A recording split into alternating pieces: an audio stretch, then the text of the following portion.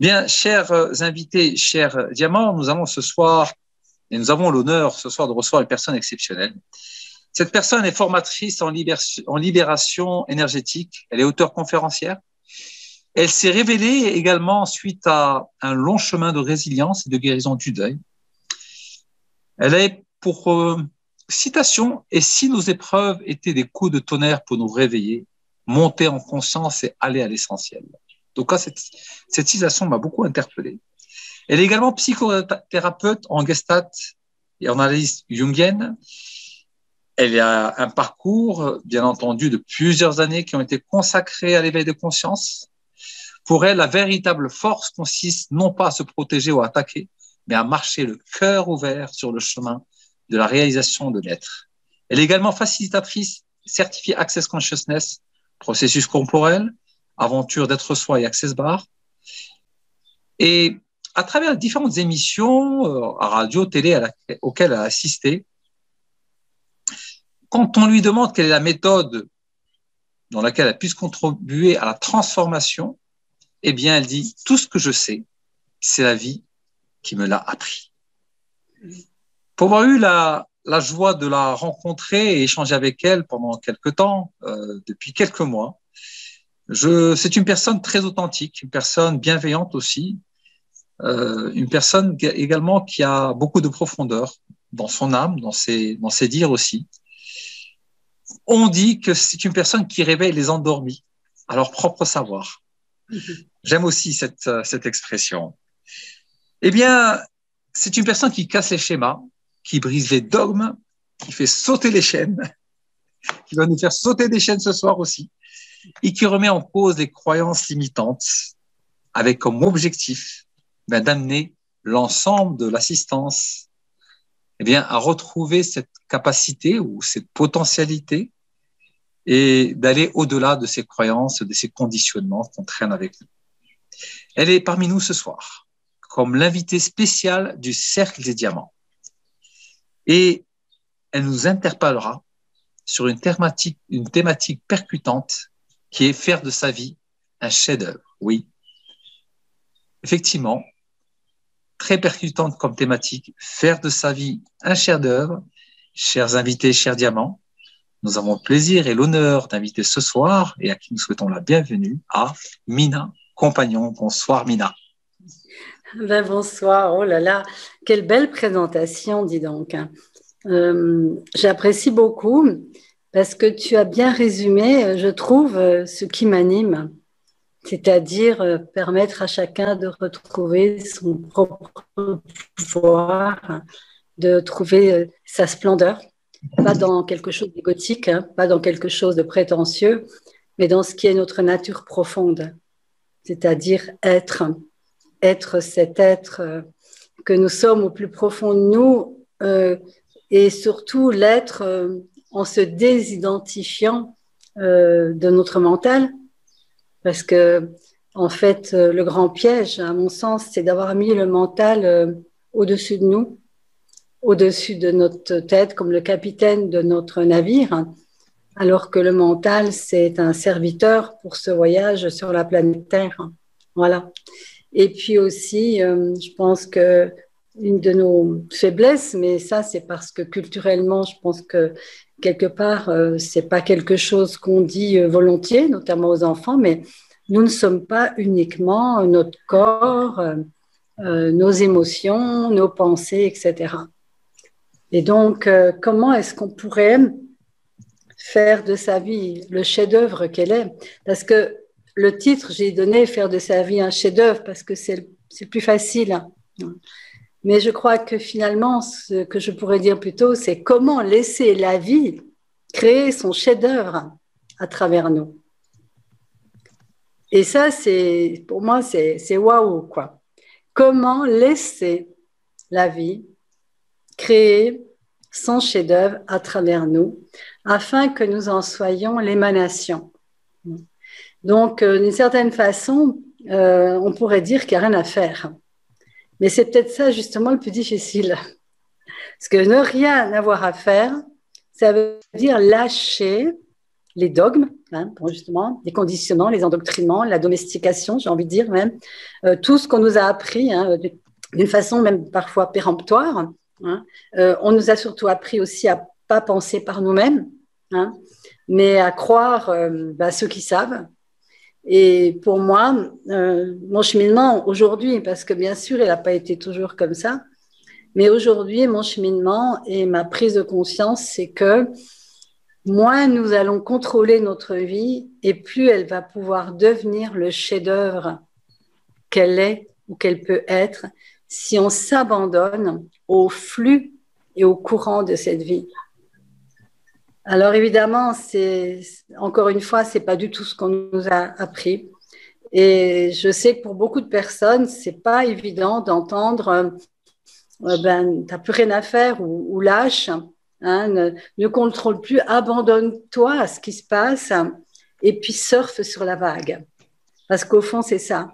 Les plus grands surfeurs, ceux qui vraiment sont champions du monde, eh bien, ils ne peuvent l'être que s'ils lâchent complètement. Tu peux pas contrôler une vague, d'accord? Ou si tu la contrôles, eh ben, tu te fais très mal. Et donc, cette vague, ben, c'est ce qui nous soulève depuis qu'on est né, certainement même avant. Bon, mais cette vague, nous avons surtout appris à y résister parce que on a commencé à construire notre vie en se disant justement qu'on allait faire un chef-d'œuvre.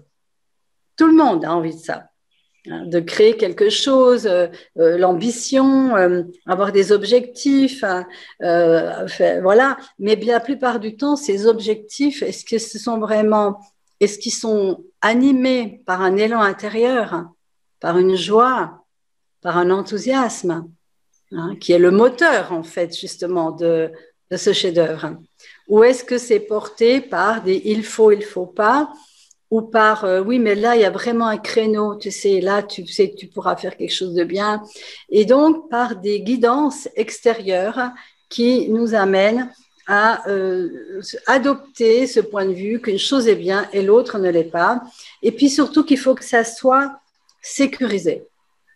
Alors là, la sécurité, il faut qu'il y ait des balises très précises, et c'est là que commence à s'éteindre la flamme du chef-d'œuvre de la vie, quand on commence à construire, à avancer dans cette vie uniquement dans des chemins balisés, des chemins qui nous rassurent, des chemins que l'on connaît, et donc à éviter de sauter les pieds en avant dans le vide de l'inconnu. Et qu'est-ce que c'est en fait l'inconnu? Ben, l'inconnu, c'est cet espace de possibilités qu'on n'a pas encore été exploré. Et dans cet espace de possibilités, eh bien, j'ai donné la réponse déjà, il y a plein de possibilités nouvelles. Les grands créateurs, ils ont toujours créé à partir de l'inconnu. Les grands artistes, ils créent à partir de l'inconnu. De quelle façon? Non pas par le mental. Nos grandes créations ne viennent jamais de notre mental. Nos grandes créations, elles viennent d'une inspiration profonde. Comme Archimède, hein, dans son bas, Eureka. Le moment où il contrôlait plus, où il était plus en train de réfléchir ou d'utiliser le mental, tout d'un coup, au moment où il s'est lâché, relâché, là est montée une inspiration. Et c'est ce que j'appelle les murmures de la conscience. Les grands artistes, encore une fois, ce qu'ils créent, ils ne les créent pas avec un savoir intellectuel. Ils les créent avec un savoir intuitif. Tout d'un coup, il y a quelque chose qui surgit, hein, quelque chose qu'ils n'avaient pas perçu et qui arrive dans leur univers sans qu'ils l'aient déjà formaté avant par une image mentale. Et donc, laisser la vie faire ce chef-d'œuvre, faire son chef-d'œuvre à travers nous, eh bien, c'est pour moi. Hein, moi, je donne ma vision, je ne dis pas que c'est ça qu'il faut faire, mais en tout cas, c'est le chemin que j'ai pris à un moment donné, sauf que je ne savais pas que j'étais en train de laisser la vie créer son chef-d'œuvre à travers moi.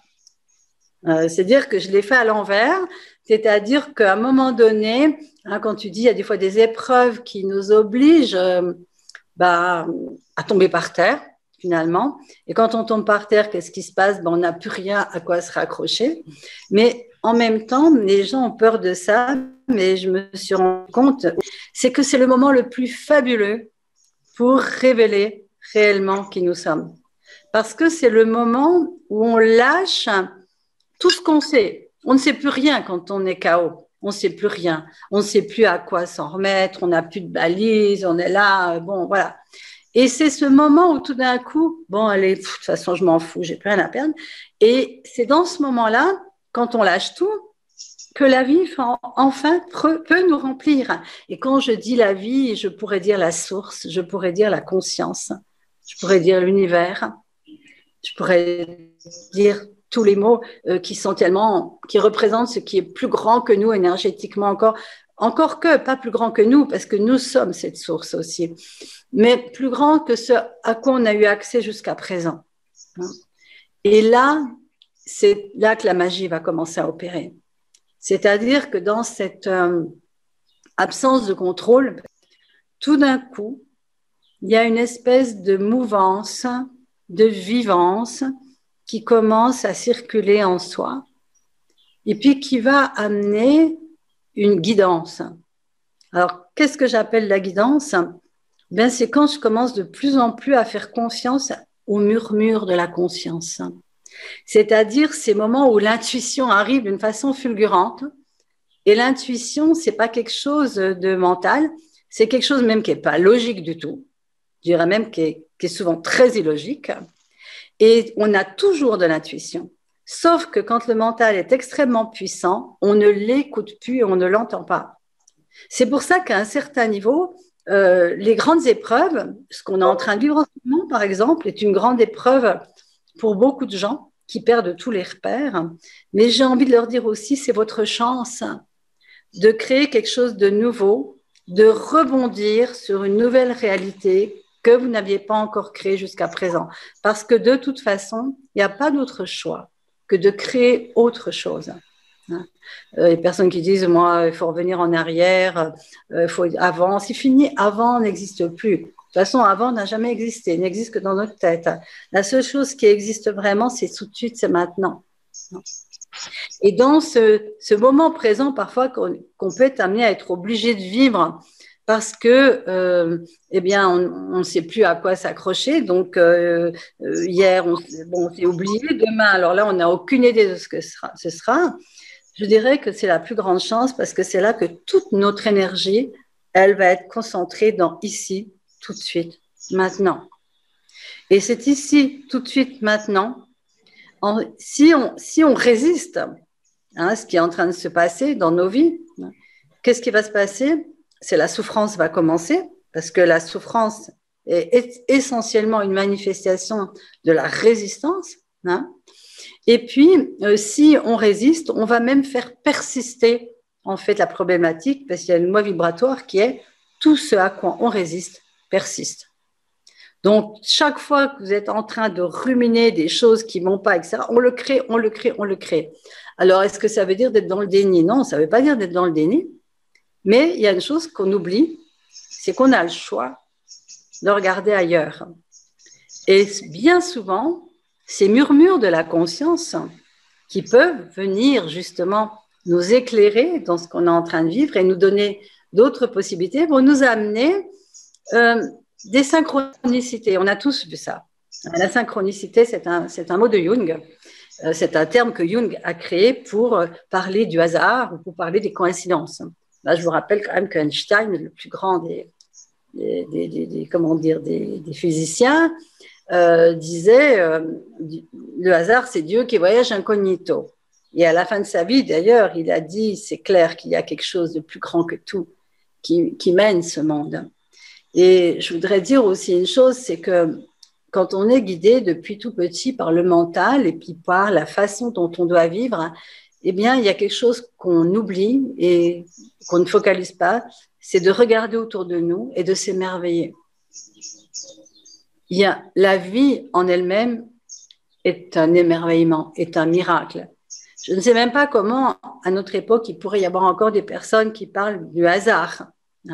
Parce que quand on voit la perfection d'un être humain, d'un petit bébé qui vient au monde. Non, mais, et le hasard, il aurait fait deux jambes, deux mains, des tas de possibilités, manger, digérer. Enfin, je sais pas, il faut un peu regarder avec une âme innocente. Un enfant, d'ailleurs, il pose toujours des questions parce qu'il s'émerveille de tout, parce que pour lui, tout est incroyable. Hein. Et la perte de l'émerveillement est aussi la perte de la possibilité de croire que notre vie peut être un chef-d'œuvre. Parce que l'émerveillement, c'est s'émerveiller de tous ces miracles autour de nous. Moi, tous les jours, je m'émerveille du paysage qui est autour de moi.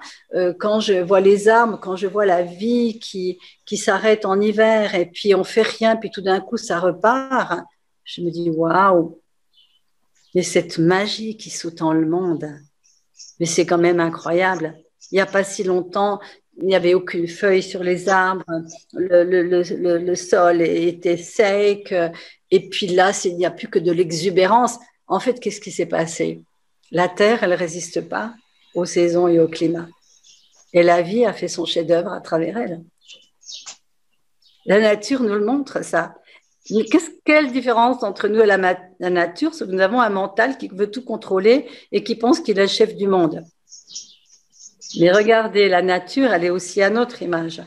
Les animaux aussi, d'ailleurs. Beaucoup de choses sont similaires. On va dire non, l'être humain est supérieur et tout. Bon, moi, je trouve que dans les décisions qu'il prend, il n'est pas trop supérieur. Hein. Bon, mais ça, c'est juste mon point de vue.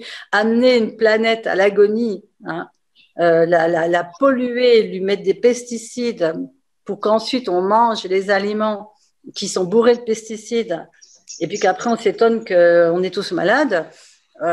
Excusez-moi, mais bon, il n'y a pas besoin d'être très intelligent pour comprendre que quelque part, on est créateur de notre malheur comme de notre malheur, comme de notre bonheur. La bonne nouvelle, c'est que si on a créé un piteux chef-d'œuvre, justement, par le mental, eh ben, la bonne nouvelle, c'est que nous allons pouvoir créer un merveilleux chef-d'œuvre en laissant tomber le mental et à permettre à cette énergie fantastique de vivance de faire son œuvre à travers nous. Donc, c'est pour ça, si dans les personnes qui écoutent, il y en a qui sont désespérées, qui sont mal, c'est une chance. Vous ne pouvez pas tomber plus bas, n'est-ce pas? Alors, puisque vous ne pouvez pas tomber plus bas, parce que vous comprenez, quelqu'un qui a tout, bah, il a peur de perdre. Alors, il s'accroche, oui, non, mais voilà, si je fais ça, je vais peut-être perdre mon emploi, etc. Mais quelqu'un qui a tout perdu, c'est la chance du moment.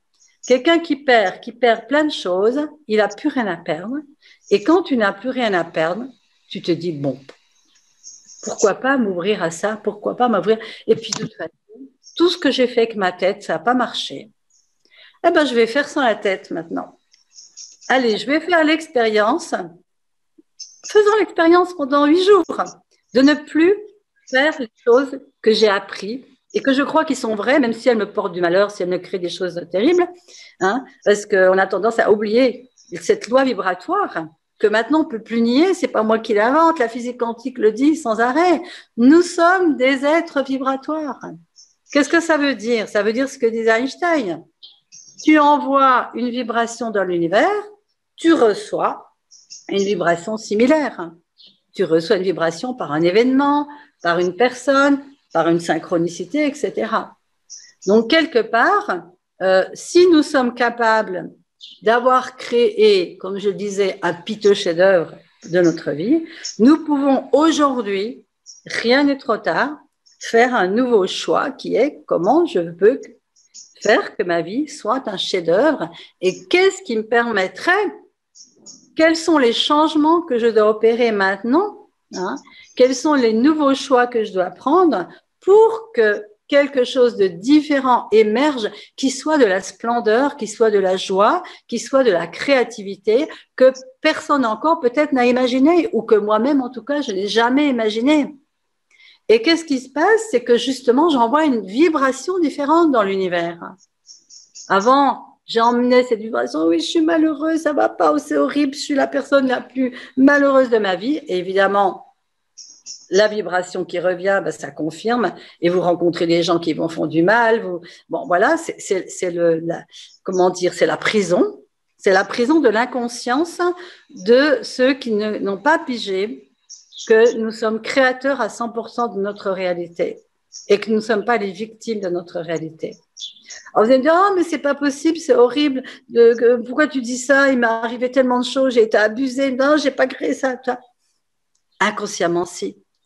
Inconsciemment, bien sûr, pas consciemment, parce qu'on porte des mémoires, des histoires, des scénarios qui ne nous appartiennent pas et puis qu'on rejoue à notre insu, parce que quand on n'est pas conscient, c'est le pilote automatique qui va agir à notre place. Et donc, pour la plupart d'entre nous, il y a eu un pilote automatique qui nous a fait vivre par moments de la joie, par moments des malheurs, etc., comme si on était ballotté par le destin.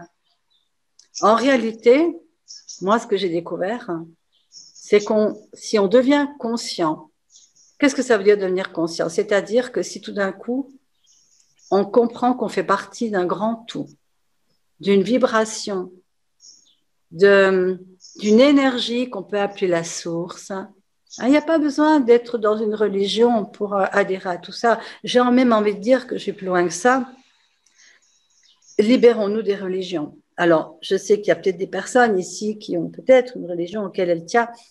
Je voudrais juste dire que la religion, c'est les hommes qui l'ont écrit. Il y a eu des prophètes, il y a eu des êtres merveilleux qui sont venus enseigner ce qu'on enseigne maintenant, hein, et puis d'autres se sont emparés de leur enseignement pour en faire des dogmes. Et la plupart des dogmes, c'est ça qui nous a coincés. De la même façon que l'éducation aussi peut jouer ce rôle-là. Alors c'est vrai que, tu l'as dit Suleiman, j'aime faire exploser les dogmes, parce que les dogmes, c'est pas quelque chose qu'on a découvert par soi-même. C'est quelque chose qu'on nous donne à croire. Je dis pas qu'ils sont tous mauvais, c'est pas ça. Mais ce qui compte, c'est qu'on se crée soi-même son propre enseignement intérieur, quitte à le changer si à un moment donné, on se rend compte que ça fonctionne pas. C'est-à-dire que nous devons redevenir les créateurs de notre vie, reprendre notre pouvoir et reprendre ce pouvoir, non pas encore une fois qui serait un pouvoir égotique, justement, mais un pouvoir qui nous relie à cette conscience qui est en nous aussi et autour de nous. C'est-à-dire retrouver cet alignement, cette souveraineté divine, on l'appelle souveraineté consciente, c'est-à-dire que tout d'un coup, un alignement qui nous fait lâcher la peur, qui nous fait lâcher l'anxiété, hein, et toutes ces émotions qui viennent complètement nous empêcher d'être heureux. Parce que, qu'est-ce que c'est faire de sa vie un chef-d'œuvre? C'est laisser la vie nous faire découvrir combien elle est belle et combien notre seul, je dirais, objectif sur Terre devrait être d'être heureux. Nous sommes heureux de naissance.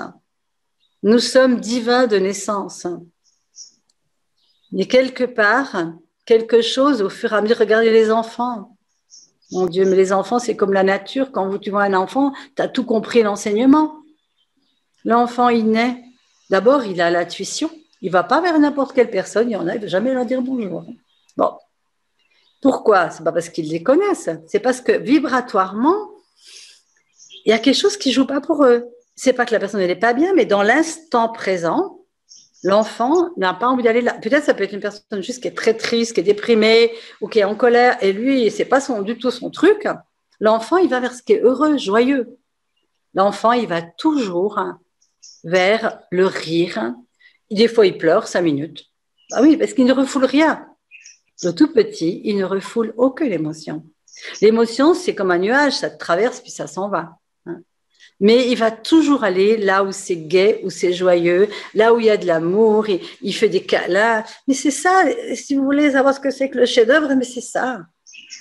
Et à un moment donné, ce chef-d'œuvre, il casse sa figure par l'activation du mental et par la croyance que nous devons être des super intellectuels et que quelqu'un qui est intelligent, c'est quelqu'un qui sait plein de choses dans sa tête.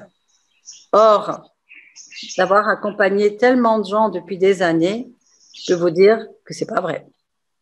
Il y a des personnes qui n'ont aucune instruction et qui ont une sagesse naturelle, surtout quand elles sont proches de la terre, parce qu'elles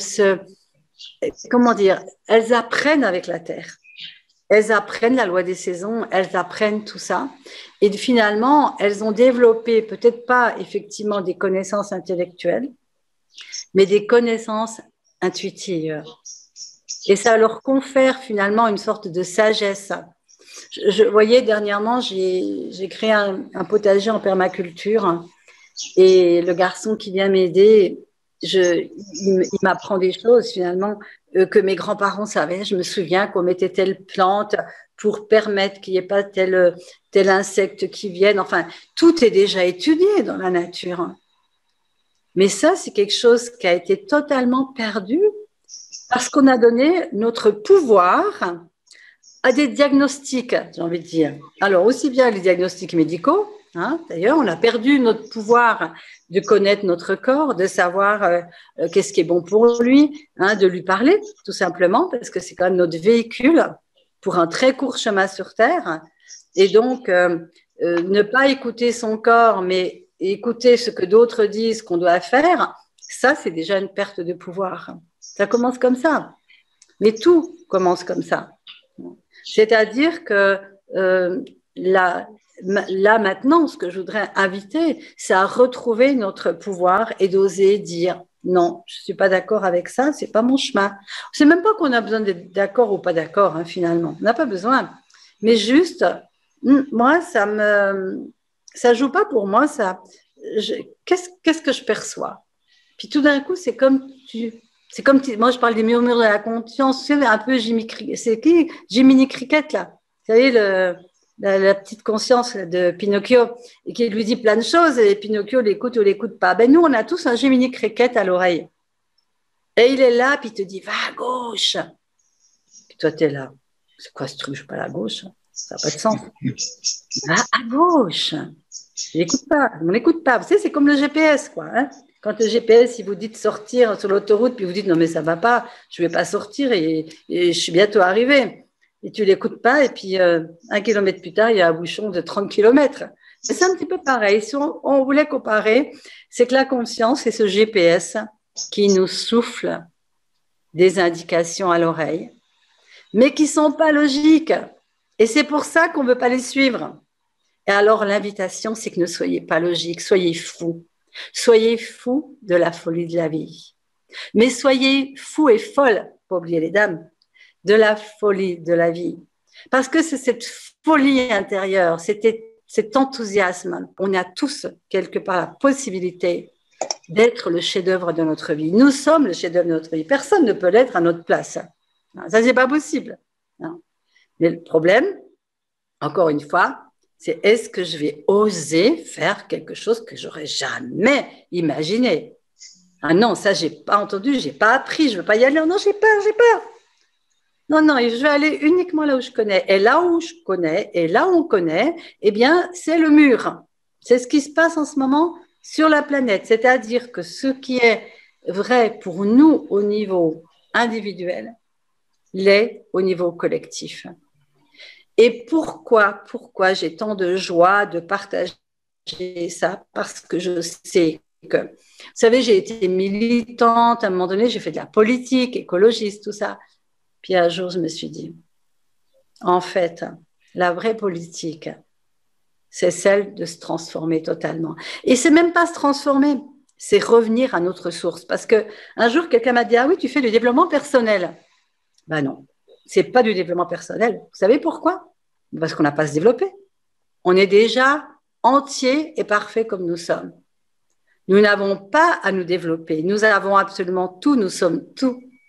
Nous sommes déjà tout. Nous sommes déjà la perfection. Le problème, c'est que notre mental formaté nous a fait croire qu'on devait apprendre plein de choses pour arriver à cette perfection. Puis vous savez quoi, la folie? C'est que quand on est adulte, on paye des stages pour se déformater. Non mais, réfléchissons 2 minutes. Il y a quelque chose qui ne va pas quand même. Il y a quelque chose qui ne va pas du tout. C'est pas normal de ne pas être joyeux. Ce n'est pas normal d'avoir suivi cette vivance.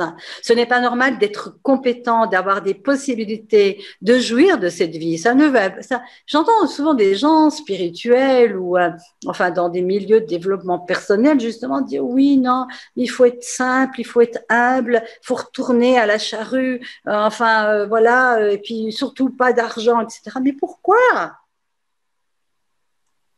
Pourquoi tout ça? Pourquoi mettre des jugements là-dessus? Par exemple, l'argent. Bah, tiens, je sais pas pourquoi je parle de l'argent, mais il doit y avoir des personnes concernées. Sinon, j'en parlerai pas. Mais l'argent, c'est un cadeau. Mais l'argent, mais c'est un ami. Bien sûr que l'argent, il va rien créer dans notre vie, mais alors rien. Mais il va nous aider à soutenir nos projets. Souleymane, s'il n'y avait pas des bienfaiteurs, s'il n'y avait pas d'argent qui arrive, est-ce que tu pourrais expanser tout ce que tu fais? Non. Mais l'argent, c'est un ami. C'est pas parce que des individus sans scrupules, avides, dans le manque, l'utilisent pour faire des choses diaboliques que c'est à cause de l'argent quand même. Il faudrait pas tout mélanger. Et moi, je trouve ça tellement stupide d'accuser l'argent. Mais enfin, le pauvre argent, merci argent. Moi, je lui demande pardon de tous les gens qui l'insultent. Alors que qu'est-ce qu'il ferait? Comment il se nourrirait? Comment il se vêtirait? Hein? Eh bien, l'argent n'existera plus parce qu'on sera tellement conscient qu'on aura à tout, on se donnera à tout. Bon, sauf qu'en ce moment, sur cette planète, hein, le troc. Par exemple, ça va bien un moment de donner son fromage contre du pain, mais tu vas pas vivre que comme ça, hein, voilà. Donc l'argent, il est devenu l'intermédiaire. Donc déjà, tous les points de vue que vous avez sur l'argent et qui vous empêchent de réaliser le chef-d'œuvre que vous êtes, parce que vous dites ah non, pas d'argent, non, pas d'argent. Est-ce que vous voulez bien lâcher ça? C'est le début déjà pour commencer. Mais encore une fois, l'argent, il va rien créer. Et si vous êtes avide d'argent, là, c'est pas pour créer votre chef-d'œuvre, c'est parce que vous avez peur du manque. Ça, c'est pas la même énergie, vous voyez. C'est complètement différent. Alors, il faudrait un jour que je fasse une conférence que là-dessus. Tiens. J'aime beaucoup ce sujet. Est-ce que je rencontre plein de gens conscients, mais vraiment des gens magnifiques? Puis alors, dès qu'on aborde l'argent, ah non, c'est pas l'argent. Au contraire, ayons de l'argent pour contrecarrer ceux qui en ont et qui font n'importe quoi. Bon, bref, c'était en aparté.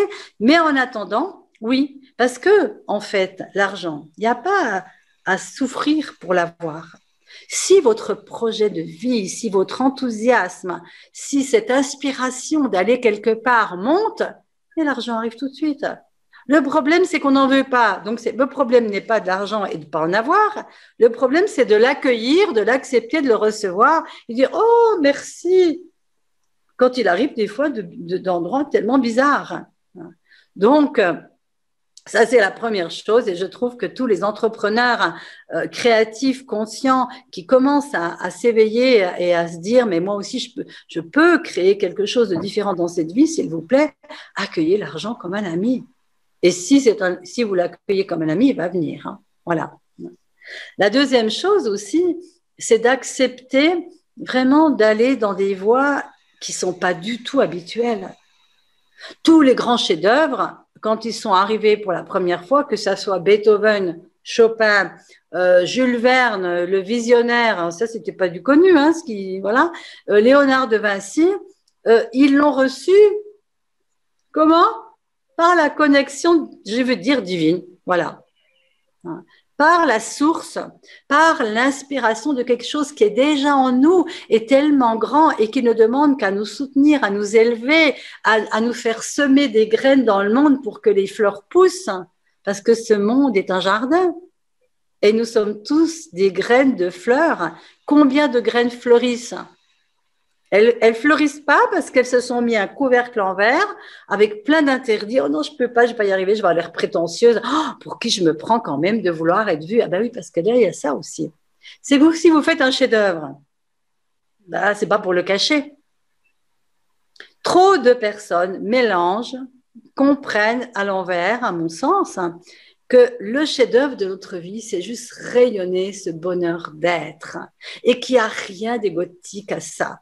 Il n'y a rien de prétentieux à ça.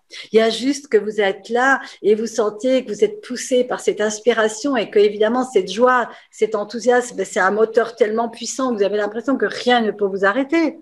Et puis, vous êtes heureux, donc vous ouvrez les bras, vous arrivez dans une pièce, voilà, vous appréciez tout ce que vous voyez, les personnes qui sont là aussi. C'est-à-dire que vous n'excluez personne. C'est pas uniquement vous pour être la personne qu'on voit, mais c'est parce que vous êtes habité par la joie d'être. Et donc, ça devient une inspiration pour les autres qui, eux, n'osent pas. Et pourquoi ils n'osent pas?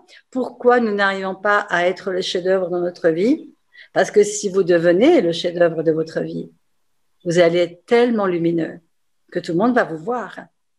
Mais qu'est-ce qui se passe quand on nous voit? On nous jalouse parfois, on nous critique parfois, on nous juge parfois. Et ça, c'est là où les personnes n'osent pas y aller parce qu'elles ne veulent pas être jugées, elles ne veulent pas être critiquées, elles ne veulent pas être jalousées. Et là, la grande invitation. Et si tout ça, ça ne vous concernait pas? Et si les histoires des autres, que les autres racontent sur vous ou qui vous disent, étaient juste la manifestation de leur propre frustration et de leur propre difficulté de révéler cette comment dire, beauté, lumière qu'ils sont. Et si vous aviez juste à observer comme ça, mais sans le prendre comme quelque chose de personnel, eh bien, je vais vous dire, si nous étions tous aptes, si nous choisissions ça, si nous choisissions de lâcher cette habitude, parce que c'est une habitude, nous ne pouvons pas devenir le chef-d'œuvre de notre vie si nous continuons de nourrir des habitudes. L'habitude d'écouter les autres, l'habitude de penser que l'autre sait mieux que moi, l'habitude de me faire tout petit parce qu'on m'a appris qu'il fallait que je sois très modeste et que je me sacrifie pour les autres, l'habitude de ne pas me mettre à la première place, l'habitude d'attendre que les autres me valident ou que les autres m'aiment. Eh bien, si tout ça, vous en faisiez vous broyez tout ça, vous le mettez dans un sac poubelle, puis vous l'emmenez à la déchetterie. Ça, c'est la première chose à faire. Symboliquement, vous pouvez le faire. Parce que quelque part, c'est ça, il n'y a que ça qui nous empêche de révéler notre chef-d'œuvre. C'est de ne pas oser l'être. Et le mot oser est certainement le mot le plus puissant en ce moment. Oser être heureux, oser être en dehors peut-être de ce que pensent les autres. Non pas parce que vous aimez être pas d'accord avec les autres ou contre les autres, mais parce qu'il y a un élan intérieur qui vous dit ah non, non, non, moi je ne vais pas là. On va me dire, mais pourquoi? Ben, t'en sais rien, finalement. Tu sais pas pourquoi, parce que c'est très intuitif. Vous savez, quand vous lâchez le mental, peu à peu, il y a l'intuition, elle se développe, elle se développe. Ben oui, parce qu'il y a de la place. Avant, il n'y en avait pas. Quand vous êtes complètement envahi par les pensées, les émotions, on m'a fait ci, on m'a fait ça, il n'y a plus de place pour accueillir le ressenti. Il n'y a plus de place pour accueillir les murmures de la conscience. Mais si vous videz tout ça, vous avez tout mis à la poubelle, là, il y a un espace de silence qui se met en place. Et ce silence et ce vide apparent, il contient tout. Il y a tout dedans. Vous pouvez permettre à la vie, justement, de circuler à l'intérieur et de la laisser vraiment vous guider, vous inspirer. Et c'est vrai que c'est un choix. Faire de sa vie un chef-d'œuvre, c'est un choix. C'est vraiment oser, oui, vous élever, oser grandir, parce que si vous ne voulez pas qu'on vous voit, qu'on vous juge, qu'est-ce que vous allez faire? Ben, vous allez vous faire comme ça, puis vous allez raser les murs, puis en plus, vous allez sentir une frustration énorme, et peut-être même vous allez en vouloir aux autres. Vous savez, ce qu'on a intérêt dans cette vie maintenant, c'est que tout le monde soit heureux. Tout le monde est heureux, plus personne ne juge personne. Si vous êtes heureux, si vous avez de l'argent pour vivre, que vous n'êtes pas obligé de vous tracasser, si vous vous aimez inconditionnellement, arrêtez d'attendre le prince charmant ou la princesse. Non, c'est pas comme ça que ça se passe. Parce que nos vibrations de manque, elles attirent toujours des relations de manque. Alors au début, si nous nous aimons totalement, On va me dire, ah oui, non, mais ça, mais c'est trop égoïste, ça. Ouais, ben soyez égoïste. Ça fera du bien à la planète. C'est-à-dire un égoïsme heureux. Tous ces gens qui veulent se sacrifier pour aider les autres et qui finalement ne nourrissent pas leur âme, leur énergie vitale, mais s'il vous plaît, changez ça aussi. Si jamais vous avez éduqué à être Sainte Marie de la Trinité ou Saint Jacques de je sais pas quoi, s'il vous plaît, oubliez tout ça. Soyez vous, tellement vous, et donnez-vous la première place. Mais pourquoi? Parce que si vous vous donnez la première place, c'est-à-dire si vous vous nourrissez, si vous vous câlinez, si vous vous bercez, si tous les matins, quand vous vous levez, vous regardez le miroir, oh merci, tu es là, tu t'es réveillé ce matin, mais c'est merveilleux. Ah oui, parce qu'un jour, on va se réveiller. Hein. Bon. Et si vous le faites aussi avec les autres, oh merveilleux, aujourd'hui, tu es là parce que c'est un miracle d'être vivant. Bah, ça va s'arrêter un jour. Hein. Moi, il ne faut pas l'oublier quand même. Hein. Ce n'est pas le virus qui fait qu'on va mourir. On va tous mourir. Depuis qu'on est né, on va mourir. Et puisqu'on n'est pas mort, et puisqu'on est bien vivant, si on choisissait en toute conscience de libérer ce chef-d'œuvre, même si c'est que pour 1 heure, même si vous mourrez demain, mais juste ouvrir cette porte, mais cet espace de plénitude et de joie, juste d'être vivant et de faire exactement ce qui vous soulève, ce qui vous porte, et de vous et pas difficilement, puisque c'est la conscience qui va vous inspirer, c'est la conscience qui vous guide. Mais combien d'entre vous, vous avez vécu ça dans votre vie? Vous vous êtes laissé inspirer, puis vous êtes, c'est incroyable. Ou alors, vous avez vécu une synchronicité extraordinaire, puis vous dites, oh, c'est incroyable. Mais justement, c'est pas incroyable, c'est normal. C'est la vie. La vie, ça serait de toujours se laisser aspirer par cette guidance, par cette folie, parce que c'est une folie pour les yeux des autres.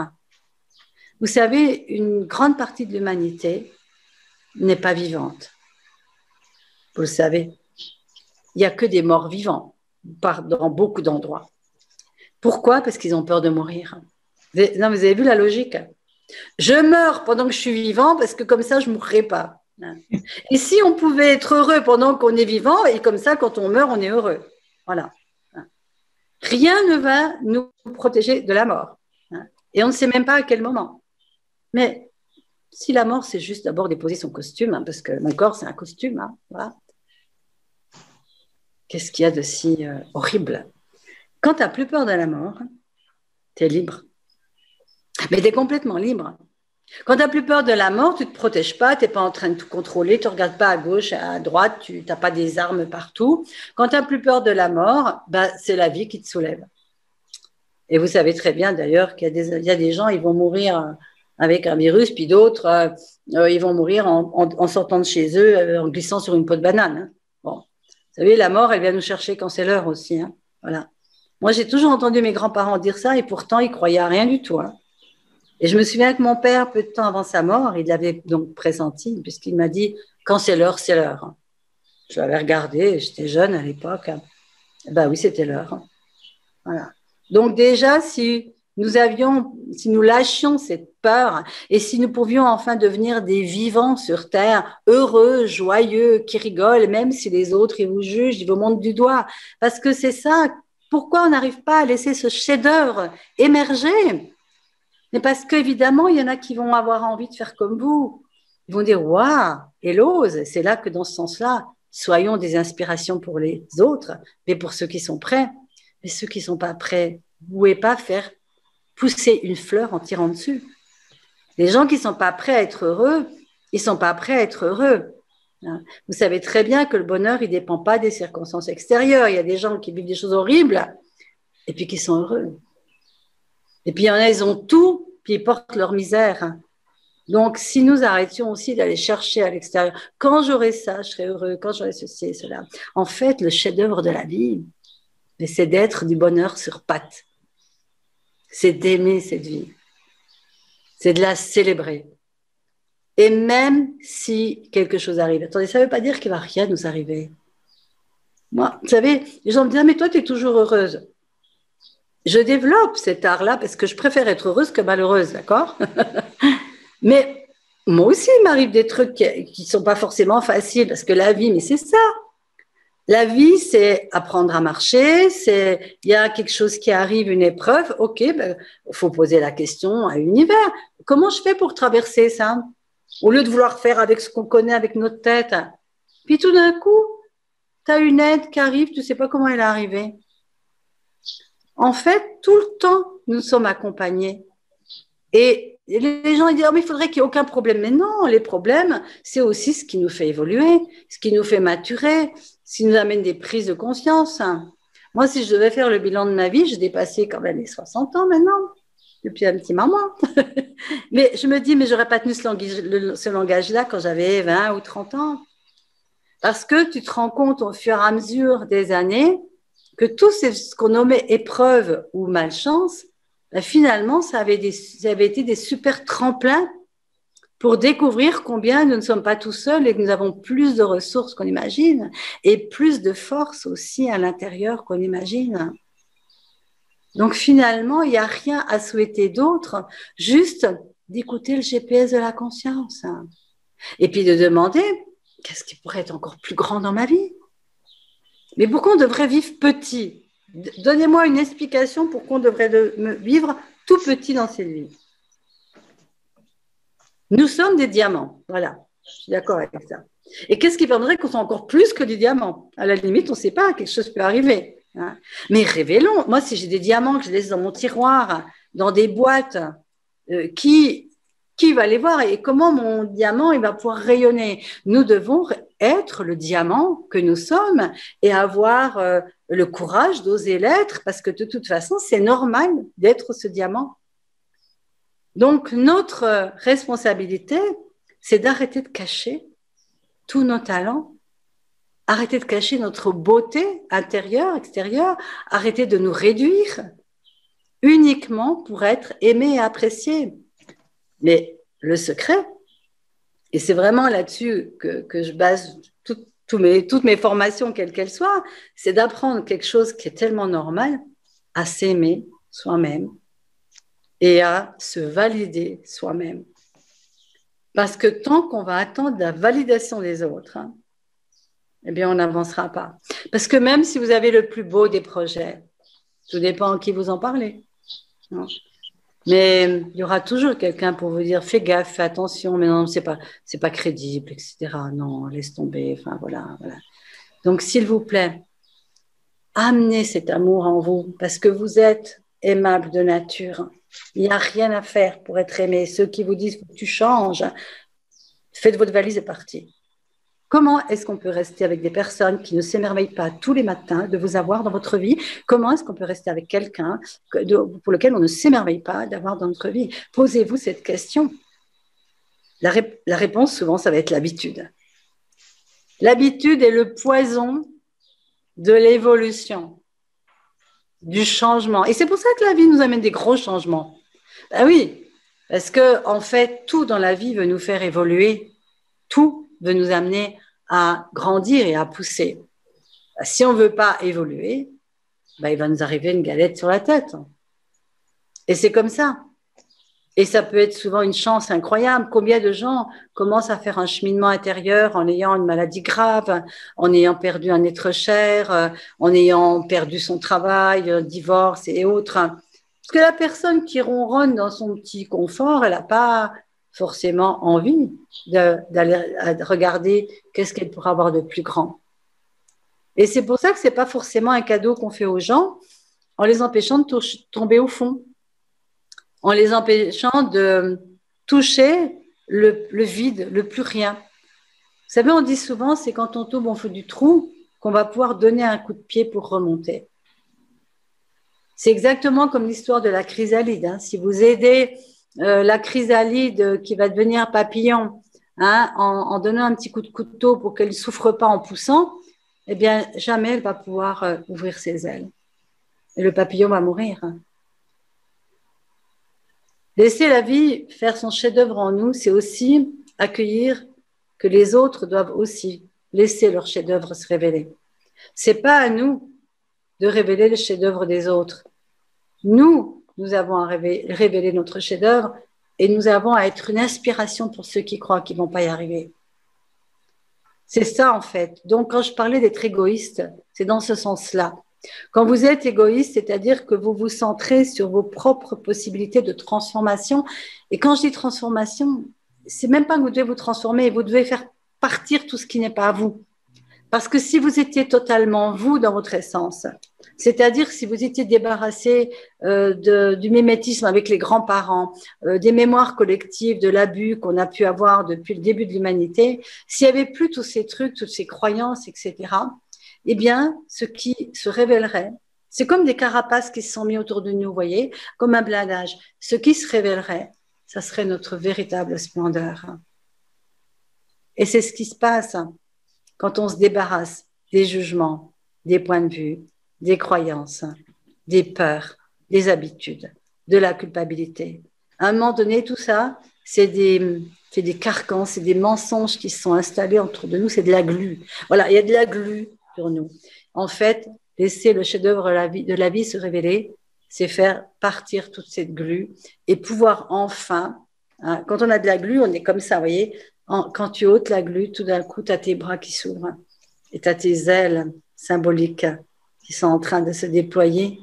Et à ce moment-là, plus rien ne peut t'arrêter. C'est ça pour moi.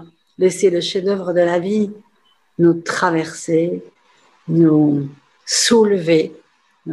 Et pour ça, il faut vraiment le choisir. Il faut choisir d'être jugé peut-être.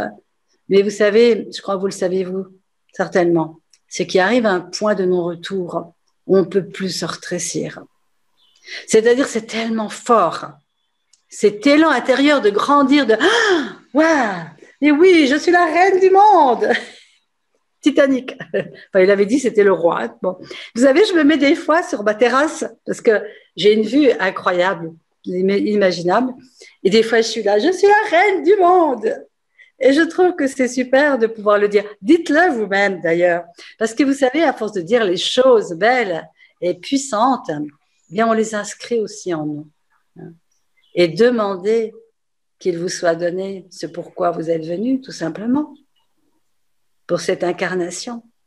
Alors, est-ce que vous êtes prête et prête à laisser le chef-d'œuvre de la vie se révéler à l'intérieur de vous? Suleiman, c'est déjà fait. Écoute, fait pour toi. Mina, la réponse est un grand oui. Un grand oui. Et comment? Et comment? Et comment? Il y a des questions ou voilà. Merci de me permettre de. Ça me donne une joie quand je parle comme ça. Ben pour moi, c'est ça, tu vois. C'est comme si quand je parle et quand je transmets cette énergie-là, elle se développait, elle se décuplait en moi, comme si ça allait se déverser sur vous aussi par mimétisme. Vous voyez, c'est fou. C'est un cadeau pour moi de pouvoir comme ça partager. Nous le ressentons, nous l'avons ressenti durant ce voyage. Et je te l'avais dit, Elina, hein. Tu m'avais dit 45 minutes. Je t'ai dit, on va aller sur 45 minutes, mais si on embarquait par ce voyage. Je ne sais pas quelle heure il est. En fait, j'aurais pu continuer encore. Hein, non, mais sérieusement, moi, j'aurais. Non, j'ai envie de laisser la place, peut-être, à des personnes qui ont envie de Oui, bien sûr. Avant de donner la parole à nos chers diamants pour réagir ou pour te poser des questions directement, te remercier encore une fois pour ce magnifique voyage dans ce chef-d'œuvre que nous sommes, et surtout cette prise de conscience que finalement le bonheur est en nous. On va aller le chercher ailleurs, c'est à nous de cultiver ce bonheur. Merci d'avoir fait référence à cet enfant qui, par naissance, est heureux et divin par naissance. Et ça, c'est très important d'en prendre conscience tous les jours et de se dire pourquoi ne pas être cette personne, revenir à cet état d'enfant où nous sommes heureux, une personne heureuse et divine aussi, parce qu'effectivement, là, je considère que tout être humain a une divinité en lui et divin avant tout. Et cette importance de lâcher prise, c'est l'importance de découvrir l'inconnu, peut-être même l'accueillir les bras ouverts, plutôt qu'avoir cette appréhension de ce qui va nous arriver, ce qui va se passer demain, alors que ce qui importe le plus, c'est maintenant, ici et maintenant. Hein, ce moment que nous partageons ensemble qui peut-être est, pourquoi pas, le meilleur moment de notre vie, hein, si on peut imaginer cela tel quel. L'instant présent est le meilleur moment. Et tu vois, les enfants n'ont pas peur de l'inconnu, sinon ils ne marcheraient jamais. Absolument. Tu vois, en fait, quand je dis la nature et les enfants nous montrent le chemin, mais c'est vrai. Tu regardes un enfant pendant des heures, tu vois qu'il ne connaît pas, il n'a pas le mode d'emploi. Il ne sait pas même pourquoi il est là. Oui. Mais il grandit et ça se fait tout seul. En fait, la vie le traverse, la vie le fait se lever. Tu vois, Absolument. la vie le fait parler. C'est extraordinaire. Tout à fait. En tout cas, encore une fois, merci beaucoup. Je vais donner la parole à déjà. Alors, vous avez le choix soit d'écrire vos questions directement sur le chat et je les poserai directement à Nina. Sinon, levez la petite main jaune et je vais vous activer votre micro pour poser la question directement, comme c'est le cas avec Jalil. Jalil, écoute, bonsoir cher Jalil, et puis tu peux y aller. Hein. Alors, juste une petite règle, s'il vous plaît, 2 minutes, ne pas dépasser. Oui, puis si vous pouviez mettre vos caméras, j'adorerais voir vos visages. Oui, aussi. Les personnes qui croient qu'elles sont pas belles, pas bien. Vous êtes en pyjama, c'est pas grave, on est beau aussi en pyjama. Vous pouvez être au lit. Bon, sous la douche, c'est plus délicat. Mais franchement, c'est génial quand vous. Et bien encore, hein, bon. Mais de voir vous. Voilà, c'est beau là. Oh là là, j'adore vous voir. Merci, merci. Oui, c'est bien. Jalil, tu peux y aller. Puis même tu m'entends, Souleymane? Pas grave. Ah oui, bien sûr. C'est beau quand tout s'ouvre comme ça. Bonsoir tout le monde. Bonsoir Souleymane et merci beaucoup, chère Mina. Ce soir, je suis très heureux, tout simplement parce que c'est comme un enfant devant une idole. Et moi, je suis certifié aussi Access Consciousness et je t'ai suivi depuis très, très longtemps. Hein. Et vraiment, c'est toujours un bonheur de t'écouter. Bon, ma question, en fait, c'est au lieu de tomber dans une situation vraiment horrible et faire lâcher le pilotage automatique, comme tu dis, est-ce qu'il n'y a pas moyen de prévenir cet événement désagréable? Voilà ma question. Et puis, j'ai une deuxième question. Je sais que tu fais des conférences avec de l'énergie, sans notes, sans slice, que j'apprécie beaucoup, selon l'énergie de l'audience. Est-ce que tu ne peux pas nous donner quelques astuces, comme ça on apprend de toi? Merci beaucoup. Oui, d'abord, moi, je voudrais dire que merci beaucoup de m'avoir posé cette question. Comment c'est Jalil, le prénom? Oui. Voilà. Parce que je ne fais pas l'apologie de la souffrance du tout, moi. Je pense qu'on n'est pas là pour souffrir et que si on souffre, c'est parce qu'on n'a pas ouvert les yeux et que c'est la seule façon que la conscience a trouvé pour nous ramener quoi, dans notre espace intérieur. Et c'est pour ça que je fais ce que je fais, que je fais le travail que je fais, pour que les gens réalisent combien ils sont faits pour être heureux sans avoir besoin d'aller dans la souffrance. Et malheureusement, il y a des personnes qui vont pas faire le choix parce que il faut saisir une chose, c'est qu'on a été formaté depuis tellement longtemps à oublier qu'on est des êtres lumineux, qu'on a un savoir intérieur très important. Hein. Je te souviens cette phrase, renforcer en chacun de savoir ce qu'il sait. Et donc, la plupart des personnes n'ont pas encore complètement découvert en fait qu'elles avaient en elles cette capacité de bonheur et de savoir exactement ce qui est juste pour elles. Et donc, quand on est face à des personnes qui ne peuvent pas entendre ça, tu peux pas empêcher qu'à un moment donné, elles se cassent un peu la figure, quoi. Puis tout d'un coup, elles reviennent. Donc, la seule chose qu'on peut être, c'est être une inspiration pour ceux qui sont prêts, mais qui ne savaient pas comment. Tu vois, moi, je sais que par exemple, des fois, il y a des personnes qui me disent, quand je te vois heureuse comme ça, je me dis, ah, c'est possible. Et du coup, la personne, elle est prête à lâcher son habitude de souffrance. Elle est prête à venir un peu apprendre, quoi, parce que beaucoup de personnes ne se rendent pas compte qu'elles souffrent à cause de leurs croyances. Beaucoup de personnes ne se rendent pas compte qu'elles souffrent parce qu'elles ont des habitudes et parce qu'elles n'ont pas compris une chose importante, c'est qu'elles peuvent faire de nouveaux choix. Vous voyez, par exemple, moi, une amie, il n'y a pas longtemps, me disait, je vais sans arrêt voir ma sœur, mais elle fait que de me dire des horreurs, mais j'en peux plus, je suis mal. Et je dis, mais n'y va plus. Ah, mais non, mais c'est ma sœur. Je dis, alors, si chaque fois que tu vas voir ta sœur, c'est pour entendre des horreurs, mais pourquoi tu y vas? C'est du masochisme.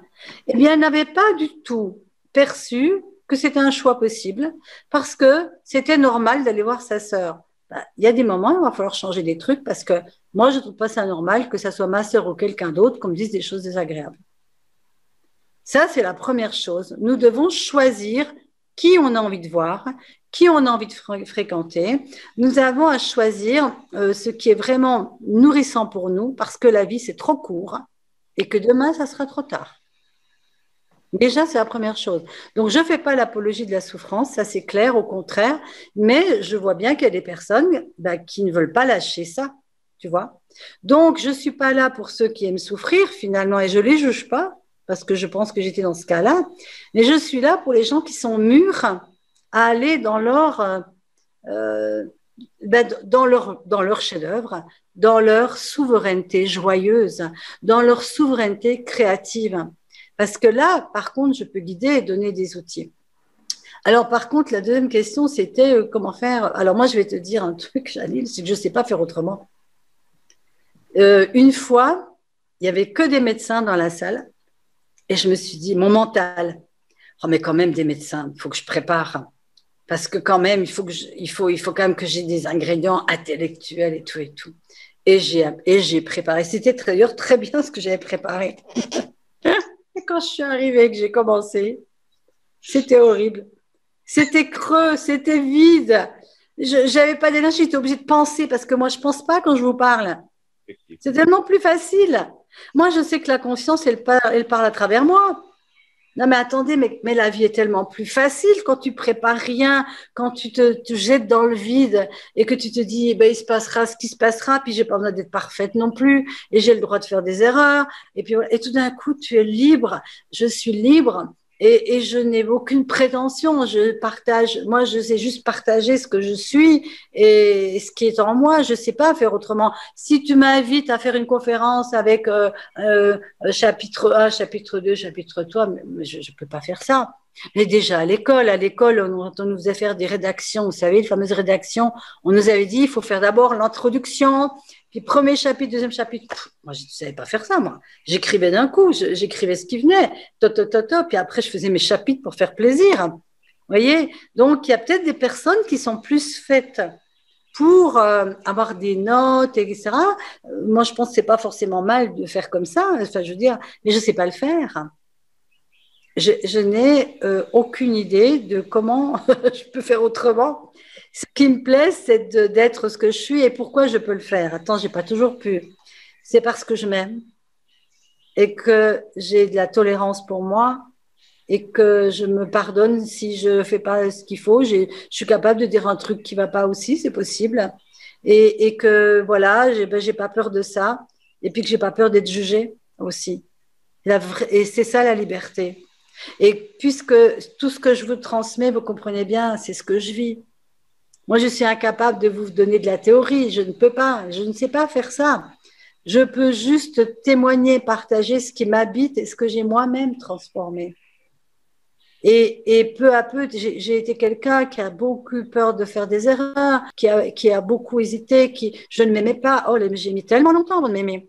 Je me trouvais pas du tout ni aimable, ni désirable, ni rien du tout. Hein. Et puis, je voulais toujours, j'avais besoin d'être validée par les autres, de ma valeur. Moi, je savais que j'avais des compétences et des talents, mais tant qu'ils n'étaient pas reconnus par les autres, ça n'existait pas. Et ça, je m'en suis débarrassée aussi. Oh mon Dieu, mais quelle liberté! Mais il a fallu que j'attende des années quand même. Mais vous n'êtes pas obligé d'attendre aussi longtemps que moi quand même. Hein. Voilà, c'est pour ça que je suis là aujourd'hui. Hein. Mais voilà, Merci c'est ça. beaucoup, C'est une Nina. réponse, Jalil, je ne sais pas. Oui. Merci beaucoup. Merci. Moi, j'étais dans une conférence. une fois, j'ai donné une conférence dans le cadre des cercles des diamants. Bon, je suis débutant dans les conférences et tout. Et puis, j'ai pris quelques notes. Et au fur et à mesure, je me sentais bloqué, ni être suivi par les notes, ni présenter ce que je sais. Et puis, à un moment, j'ai jeté les notes et je me suis plongé. Et puis, bon, voilà. Et c'est pour ça que oui. Et c'est ça, Jalil. Moi, c'est ce que j'ai fait. Alors, la fameuse soirée des médecins, elle était catastrophique. Les gens, ils sortaient de la salle au fur et à mesure. C'était horrible. Horrible. Je les voyais tous partir. Puis, à un moment donné, je dis, vous savez ce que je suis en train de faire? Je suis en train de vous raconter n'importe quoi. Alors, vous savez quoi? Je vais bouger. Alors, j'ai commencé à marcher dans la salle. J'ai dit, oh, non, mais vraiment. Voilà. Et tout d'un coup, et tout le monde a applaudi. C'est ça qui est incroyable. Tout le monde a applaudi. Au lieu de me faire, ouh, voilà. Tout le monde a applaudi. J'ai dit, bon, bah, écoutez, maintenant, là, je vais vous partager ce que je vis. Et là, ça a été fabuleux. Je me rappelle de ma première conférence. C'était à la sortie de mon livre. Apprivoiser le pardon, où je transmettais tout mon parcours. Et j'ai été prise de court parce que la maison d'édition m'a dit, voilà, on fait un congrès et on aimerait que tu partages ton cheminement en lien avec le livre. Je dis, mais partager comment et tout? Ah, ben tu verras bien.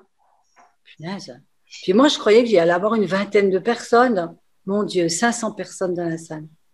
J'avais jamais pris la parole en public. Et là, ben, qu'est-ce que j'ai fait? Je leur ai parlé comme à mes amis. Qu'il y en avait 500 ou qu'il y en avait 5, je leur ai parlé avec mon cœur, avec authenticité, etc. Et j'ai jamais été autant, applaudie. Et là, j'ai compris quelque chose. Je me suis dit, mais attends, ils applaudissent pourquoi? Je leur ai rien dit d'incroyable, extraordinaire. Non, mais j'étais comme je suis là. Voilà. Et je crois que j'ai mis longtemps à le comprendre, ça. Que le plus grand des cadeaux qu'on puisse faire aux autres, c'est d'être authentique. Authentique dans son ouverture du cœur et de conscience, et puis de s'abandonner à la magie des mots qui sortent tout seuls parce que la conscience te traverse, la source, je ne sais pas comment dire. Voilà. Mille merci, Mina. Merci, Mina, pour cette réponse. Merci, Jalil. Fatem Zahra, tu peux y aller. Bonsoir tout le monde. Bonsoir, chère Mina, et merci infiniment d'être parmi nous ce soir. Bonsoir de te revoir, je suis ravie. Je suis ravie aussi, tout plaisir est pour moi. Et puis, merci pour cette merveilleuse conférence, merci pour ce merveilleux rappel, pour le retour à l'émerveillement. Donc, à l'émerveillement qui est en fait notre propre système de guidance interne, là où on se fie à l'intuition et là où le lâcher prise est tout simplement remplacé par le laisser aller, voilà. Et c'est ça qui va, voilà, c'est ça qui va nous guider vers cette souveraineté joyeuse, notre vraie quête de la vie. Et puis justement, quand on parle de la vie, bien du parcours de la vie, il se peut qu'il y ait plusieurs embûches. Et là, par rapport à cela, j'aime beaucoup la citation. Il faut avoir du chaos en soi pour accoucher d'une étoile qui danse. Ah oui, c'est ça. Quel est je dirais, le lien entre cet émerveillement auquel on est en train d'aspirer et le fait de transformer un chaos en une source qui va nous guider vers cet émerveillement-là. C'est dans la citation de Richard Bach, dans le livre Le Messie recalcitrant, qui dit ce que la chenille appelle la fin du monde, le maître l'appelle un papillon. Et c'est exactement ça. Vous savez, dans mon coaching Métamorphosing, et je sais qu'il y a des personnes là, que j'ai vues qui en font partie ou qui en ont fait partie, j'ai utilisé ce terme parce que en fait, il faut apprendre à mourir à qui nous sommes, à mourir à nos idées, nos histoires. Oh, le passé, mais ma mère ceci, puis j'ai pas eu le biberon, c'est pour ça que je suis pas bien maintenant, bon, tout ça. Il faut lâcher tout ça. Il faut apprendre à mourir à qui nous sommes, à qui nous ne sommes pas, je dirais plutôt, encore. Apprendre à mourir à nos masques, à toutes ces choses-là, pour se réveiller et naître en papillon. Et sans arrêt, on meurt à quelque chose. Vous savez, la chenille, elle mue plusieurs fois aussi. Avant de mourir, c'est elle-même qui crée son cocon. Et puis peu à peu, elle disparaît, elle laisse juste une petite fibre de protéines et le papillon va se construire là-dedans. Mais attendez, c'est pas incroyable ça, c'est pas magnifique. Hein. Eh bien, le papillon, il va falloir qu'il sorte déjà. Et ça, c'est le chaos. Là, il y a un vrai chaos. La chenille, elle meurt, on ne sait plus qui est qui. Et tout d'un coup, il y a un petit morceau là d'être qui grandit. Et la seule chose qu'il va faire, c'est de percer la chrysalide pour pouvoir sortir, sinon il étouffe. Et puis, tout d'un coup, quand il sort de ce chaos de la mort, finalement, il devient autre chose, il devient ce qu'il était prévu d'être au départ. Mais au début, il était que la chenille. Et combien d'entre nous vont mourir en tant que chenille? Et l'invitation, c'est de partir de cette terre en tant que papillon. Et le papillon, quand il est sorti, c'est pas fini. Et ses ailes, il va falloir qu'il commence peu à peu à les bouger. Mais ce qu'il va oser, c'est lancer dans le vide. Il ne sait pas qu'il s'est volé, le papillon. Il vient de sortir, là. Il vient d'éclore. Et puis, tout d'un coup, un jour, allez, ça y est, une aile, deux ailes. Puis, d'un coup, il part. Mais il ne sait pas où il part. Puis, tout d'un coup, il trouve une fleur. Puis, il en trouve une autre. Et si nous nous permettions de vivre comme les papillons, sans savoir ce que va être demain? Un jour, quelqu'un m'a dit, comment tu peux appliquer ton discours à un business? Un business, il faut qu'il soit structuré, qu'on sache où on va. Non, pas du tout. Le business, c'est comme le reste, tu demandes, qu'est-ce qui me permettrait que mon business soit encore plus grand, plus constructif, et tu te laisses inspirer par quelque chose qui va venir à toi. C'est ça la synchronicité. La synchronicité, c'est que tu as besoin de quelque chose, hein, tu le demandes, ou des fois tu ne le demandes pas, ça arrive quand même, et puis tout d'un coup, tu as une information qui arrive. Ah oui, mais je vais peut-être faire comme ça. Le pire pour un business, par exemple, ça serait de le maintenir comme il est parce qu'il marche bien. Là, vous êtes dans de la maintenance. Par contre, un business qui va évoluer, c'est un business où à chaque instant, on pose des questions. Qu'est-ce qu'on pourrait créer et générer de différent là dans notre vie? Vous pouvez le faire au niveau individuel, vous pouvez le faire en couple, en famille, vous pouvez le faire dans un business. Qu'est-ce que nous pourrions créer, générer de nouveau que nous n'avons jamais considéré? Parce que ce qui va faire l'aventure de l'expansion, c'est de tout d'un coup avoir l'idée de quelque chose qui n'a pas encore existé. C'est tout d'un coup d'ouvrir, de passer sa main à travers le plafond de verre de ce qu'on connaît pour aller là où on ne connaît pas. Et ça, c'est le sens de la vie. La vie nous amène toujours. Vous savez, moi quand j'étais au Sri Lanka, avec ma fille, on avait escaladé comment ça s'appelle ce truc-là? Je ne sais plus le nom, il y en a peut-être qui le connaissent, mais c'est très célèbre, on grimpe, on arrive jusqu'à un petit, c'est pas même pas un monastère, mais enfin bon, c'est un pèlerinage si vous voulez. Et donc, il y a 4000 marches. Alors, tout le monde avait cru qu'on n'y arrivait pas et il nous avait mis un guide avec nous, vous savez, puis nous on s'est dit non mais oh, on va y aller. Non mais franchement, qu'est-ce qu'ils croient? Il n'y a pas que les hommes qui peuvent aller là-haut. Alors on avançait, puis on voyait que ça s'arrêtait, on se dit ça y est, on va arriver. Et quand on était arrivé, il y avait de nouveau, cette fois des marches qui montaient plus haut, mais qu'on n'avait pas pu voir avant. Alors on dit, bon, il y a encore ça, allez, on y va. Puis quand on est arrivé en haut, ça... Non mais attendez, c'était infernal. Et du coup, à chaque étape par étape, épuisé, mais en se disant, allez, on se soutenait mutuellement, on est arrivé là-haut. Ben pour moi, la vie, c'est ça. C'est qu'on croit que ça y est, là, on est arrivé. Mais la vie, on sait très bien, c'est pas le but, c'est le chemin. Et ce chemin, il nous emmène toujours quelque part où on ne sait même pas où on va arriver. Mais le problème, c'est qu'on nous formate encore une fois pour savoir où on veut arriver. Mais ça n'arrive jamais comme on l'imaginait. Hein, jamais. Par contre, ça peut nous booster un objectif. Hein, ça peut nous booster. Mais à un moment donné, que ça soit l'expansion de votre vie, il y a des personnes qui me disent oh, je vais finir ma vie tout seul. Bon, bah, si tu le dis, tu vas le faire. Mais peut-être que tu peux créer autre chose. Bah, si tu as envie, ou peut-être tu peux créer tellement d'amour en toi que tu n'as même pas besoin qu'il y ait quelqu'un avec toi. Vous voyez, tout ça, ce sont des nouvelles façons je dirais presque de parler, de penser et des choix qu'on renouvelle sans cesse. Un objectif, par exemple, ça peut être bien pour vous stimuler, mais il faut être prêt à lâcher l'objectif. Parce qu'à ce moment-là, peut-être quelque chose de plus grand va encore arriver. Moi, j'accompagne pas mal de gens qui créent des entreprises ou qui sont déjà en entreprise. Ça m'est même arrivé d'intervenir à la SNCF en France, là où le directeur de la SNCF avait peur que tous ces cadres se suicident, enfin presque, pas tous, j'espère, mais parce qu'ils ne voyaient plus, ils étaient paumés, quoi. Plus rien n'était comme avant.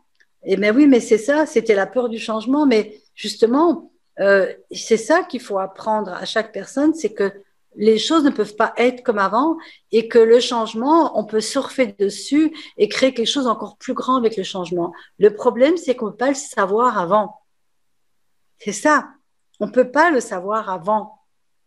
Vous ne pouvez pas avoir le bout, forcément, de ce que vous êtes en train de traverser. Et c'est ça la magie. C'est comme la mort, on ne peut pas être sûr. On a des idées. On a des idées sur le bout du chemin. Mais on le saura que quand on y sera. Hein. Même si on a pu faire des expériences incroyables et tout. Moi, je vous avoue que la mort, pour moi, c'est pas une aventure qui m'inquiète. Hein. Vraiment pas. Je n'ai pas envie de mourir tout de suite parce que j'aime cette vie. Voilà. Mais comme je disais au début, hein, elle viendra me chercher quand on sera le moment. Donc, c'est pour ça que c'est intéressant de vivre chaque jour comme si c'était le dernier. Parce qu'un jour, ça sera vrai. Vous voyez, par exemple, être fâché avec quelqu'un, bon, ben, je la rappellerai dans 15 jours. Ouais, puis elle meurt 2 jours après. Puis vous portez ça en vous tout le temps. On ne devrait jamais être fâché avec les gens qu'on aime et puis se dire, bon, allez, on s'en fout, tout ça, allez, voilà. Et ne jamais remettre à plus tard ce qu'on peut faire le jour même. Hein. Et moi, je peux vous dire que vous êtes magnifique. J'aimerais savoir si vous pouvez le recevoir, ça, vous êtes magnifique. Mais vous ne pouvez pas être autre chose que magnifique. De toute façon, j'ai rien inventé. Je ne dis pas ça pour vous faire plaisir. Comment voulez-vous qu'un être humain qui sort là de quoi? De rencontre, un spermatozoïde, un ovule, allez hop, et puis ça te fait un truc incroyable. Vous avez déjà vu les films où on voit les spermatozoïdes qui courent à pied des ovules, enfin bon. Et puis ça devient nous. Mais enfin, c'est un miracle. Les gens, ils cherchent des miracles, ils cherchent à marcher sur l'eau, je ne sais pas quoi. Bon, il y en a déjà qui l'ont fait. Bon, peut-être qu'on peut le faire aussi. Mais les gens cherchent des miracles, mais le miracle, il est à chaque instant. Quand je me blesse, pique ma peau et que tout se refait tout seul, c'est pas un miracle, ça. Même des fois, on se casse la jambe et ça se reconstitue. C'est pas un miracle, ça. Nous avons perdu le sens du miracle. C'est un miracle que vous soyez là. C'est un miracle qu'on soit en ligne. Rendez compte, un jour, j'ai fait une conférence. Il y avait 650 personnes du monde entier. Il y avait l'île de la Réunion, enfin tous les pays francophones. Puis on était là tous ensemble grâce au confinement. Merci le confinement. Moi, j'ai découvert plein de choses grâce au confinement. Franchement, c'est fabuleux. Hein, on croit qu'on est séparés. Ben tiens, est-ce qu'on est séparés vraiment là? Est-ce que vraiment on ne perçoit pas les énergies? Mais moi, je vous perçois. Je perçois les énergies, mais vous aussi. Mais on nous a fait croire que si on ne se touchait pas, eh ben voilà, on n'est pas ensemble.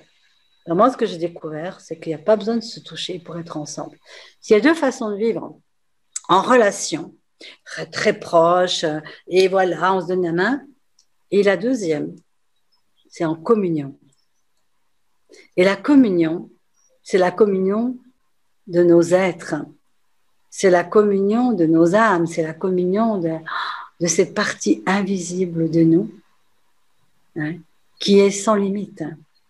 Et ce qu'on est en train d'apprendre ici, c'est être dans la communion.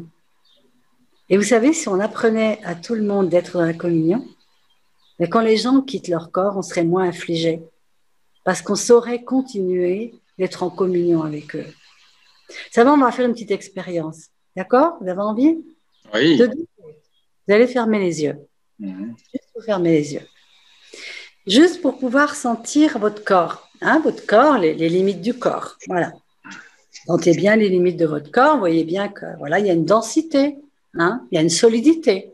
OK. Et je vais vous inviter à expanser votre énergie. C'est-à-dire, le corps, lui, reste où il est. Mais votre énergie, vous imaginez que vous allez toucher les murs de la pièce où vous êtes, par exemple. Voilà, tout simplement, vous êtes toujours assis là, mais votre énergie se balade, les murs. Ensuite, vous allez expanser vos énergies au-dessus de votre maison ou au-dessus de votre immeuble. Et puis, vous allez encore vous expanser au-dessus de votre ville ou de votre village, au-dessus de votre région. Vous continuez, c'est facile, on s'expanse, on s'expanse. Et puis maintenant, au-dessus de votre pays, et ça continue.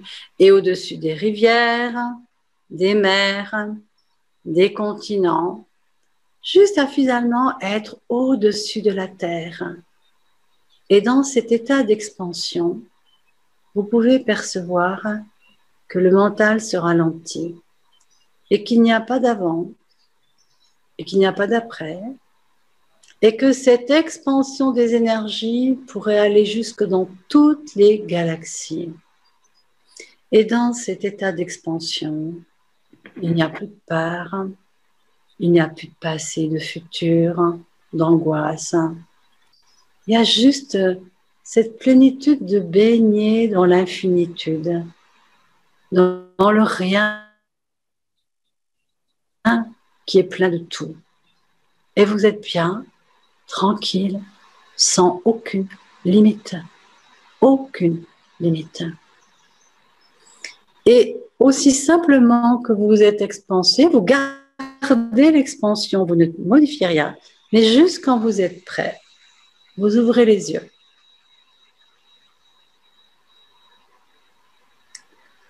Et vous êtes toujours avec votre corps.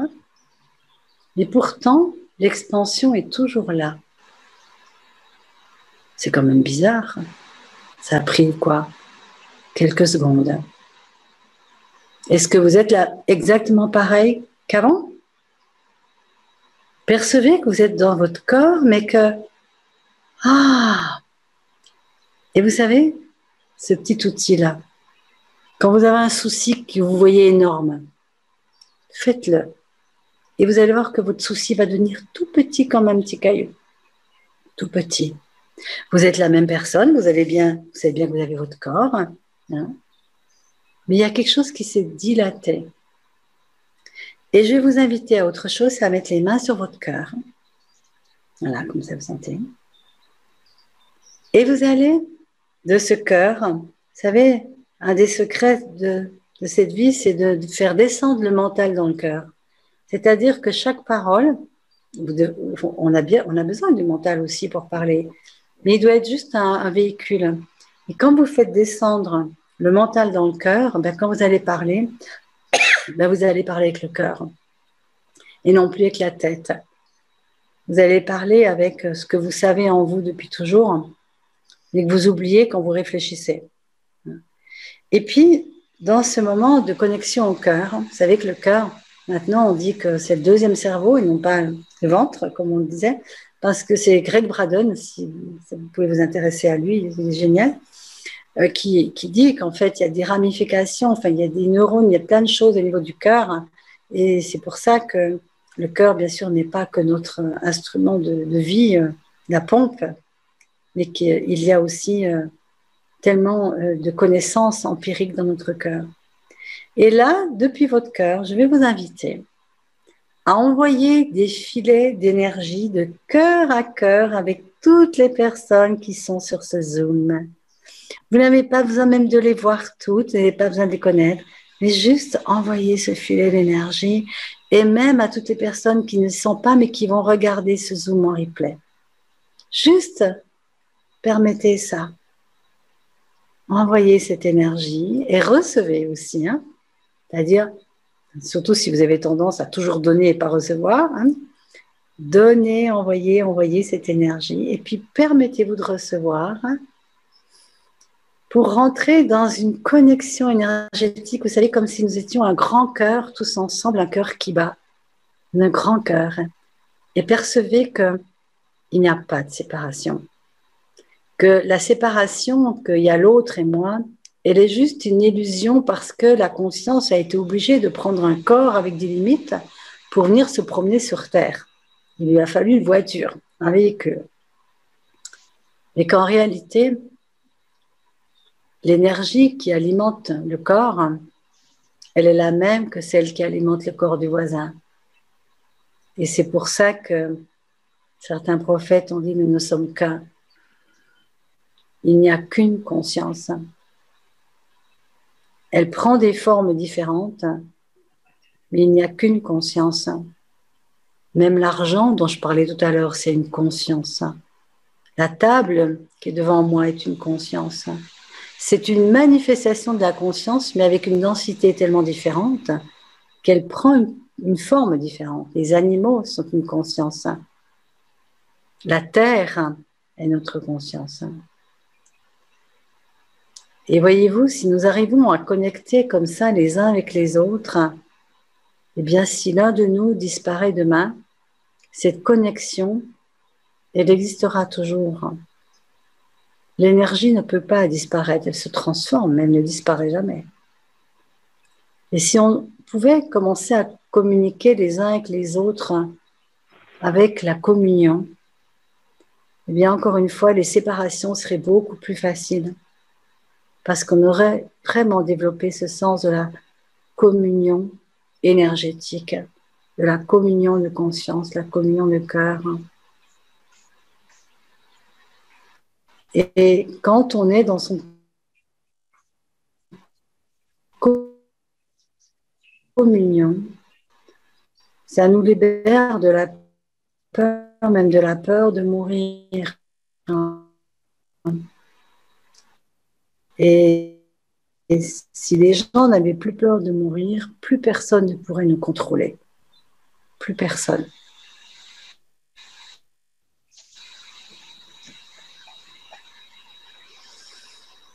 Vous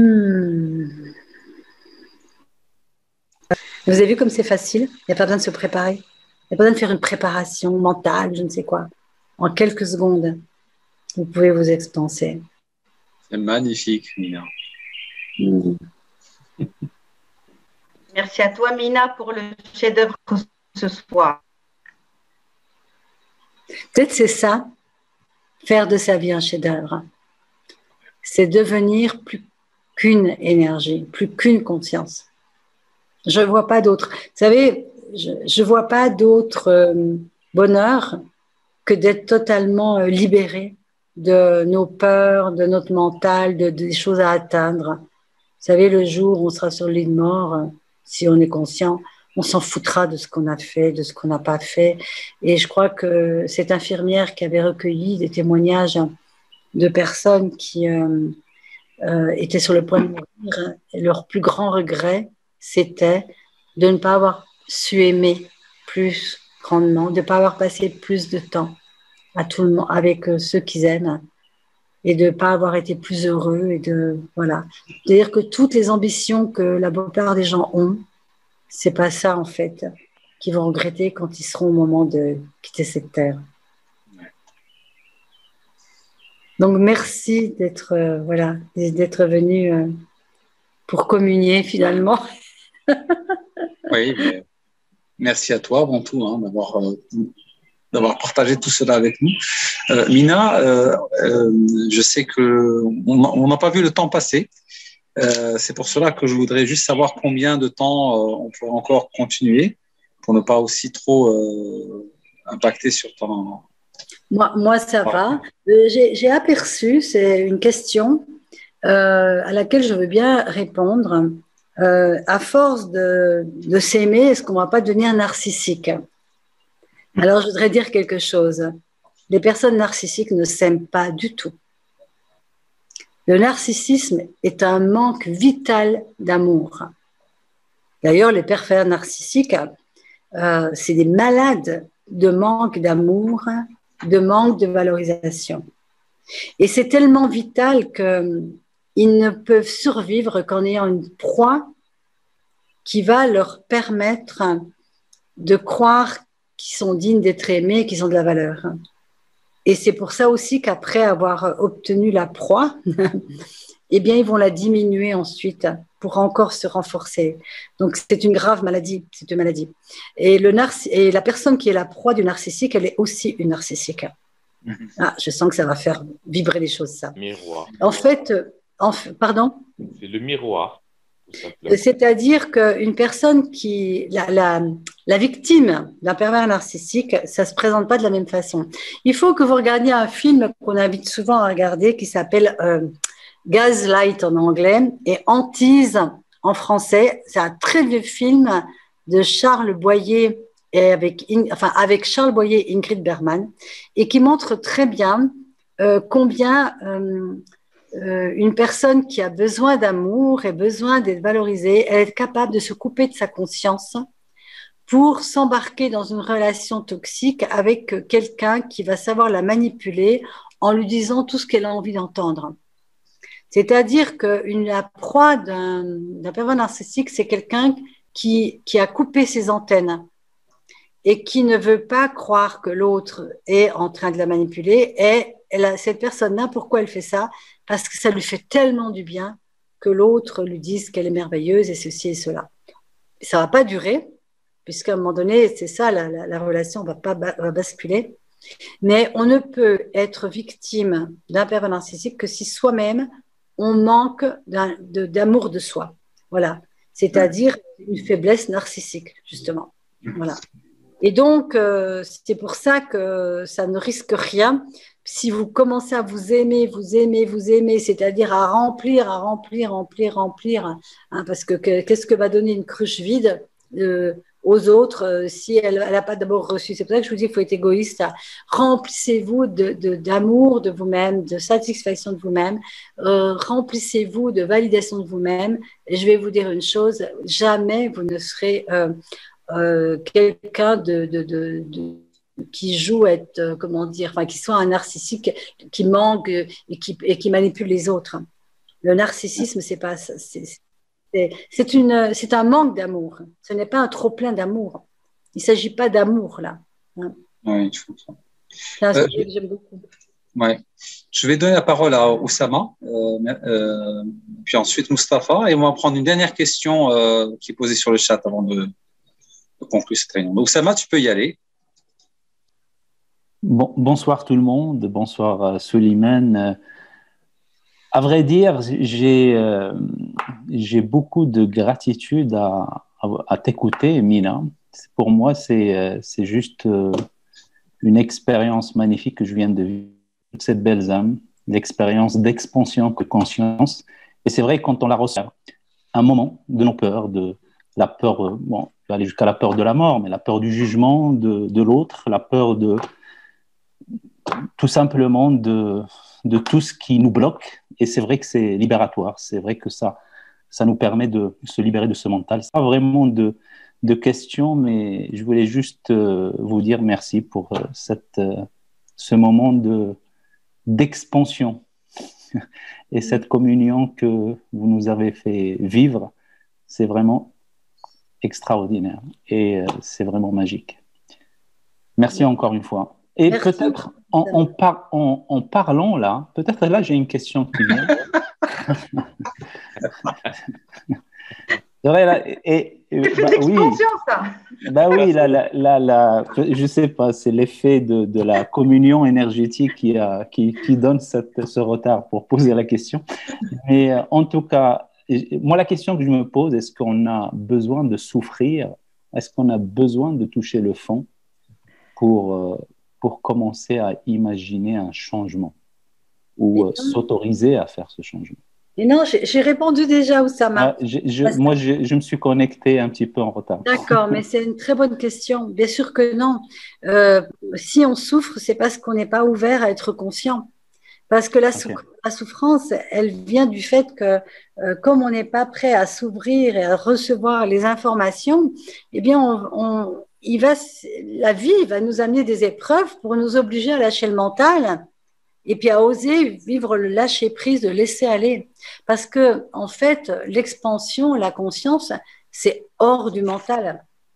Mais comme le mental est toujours en train de mener notre vie, eh bien, tout d'un coup, si la personne ne peut pas s'ouvrir, parce qu'elle est trop endurcie, quoi, par cette coque du mental, eh bien, à un moment donné, il y a quelque chose qui va faire exploser.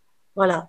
Mais il y a des personnes qui, d'elles-mêmes, ont déjà cette ouverture de conscience depuis très jeune, et puis peu à peu, elles la développent de plus en plus, et puis jamais elles vivent des épreuves énormes. Hein. Pour moi, j'ai la sensation qu'on est en train d'arriver dans une époque où la conscience peut s'ouvrir sans forcément qu'il y ait des gros drames. Et là, en ce moment, ce qui se passe, c'est que ça est en train de taper sur la tête, là, ce qui se passe en ce moment sur la planète, surtout les gens qui ne sont pas conscients. C'est-à-dire qui vivent leur vie, métro, boulot, dodo, et puis comme des robots. Et tout d'un coup, là, il y a un éclatement dans leur vie, et c'est là que tout d'un coup, il y a une faille. Hein. Et dans cette faille, il peut y avoir, il y a quelqu'un qui partage son écran, et tout d'un coup, dans cette faille, eh bien, il va y avoir la conscience qui peut tout d'un coup passer, quoi, traverser.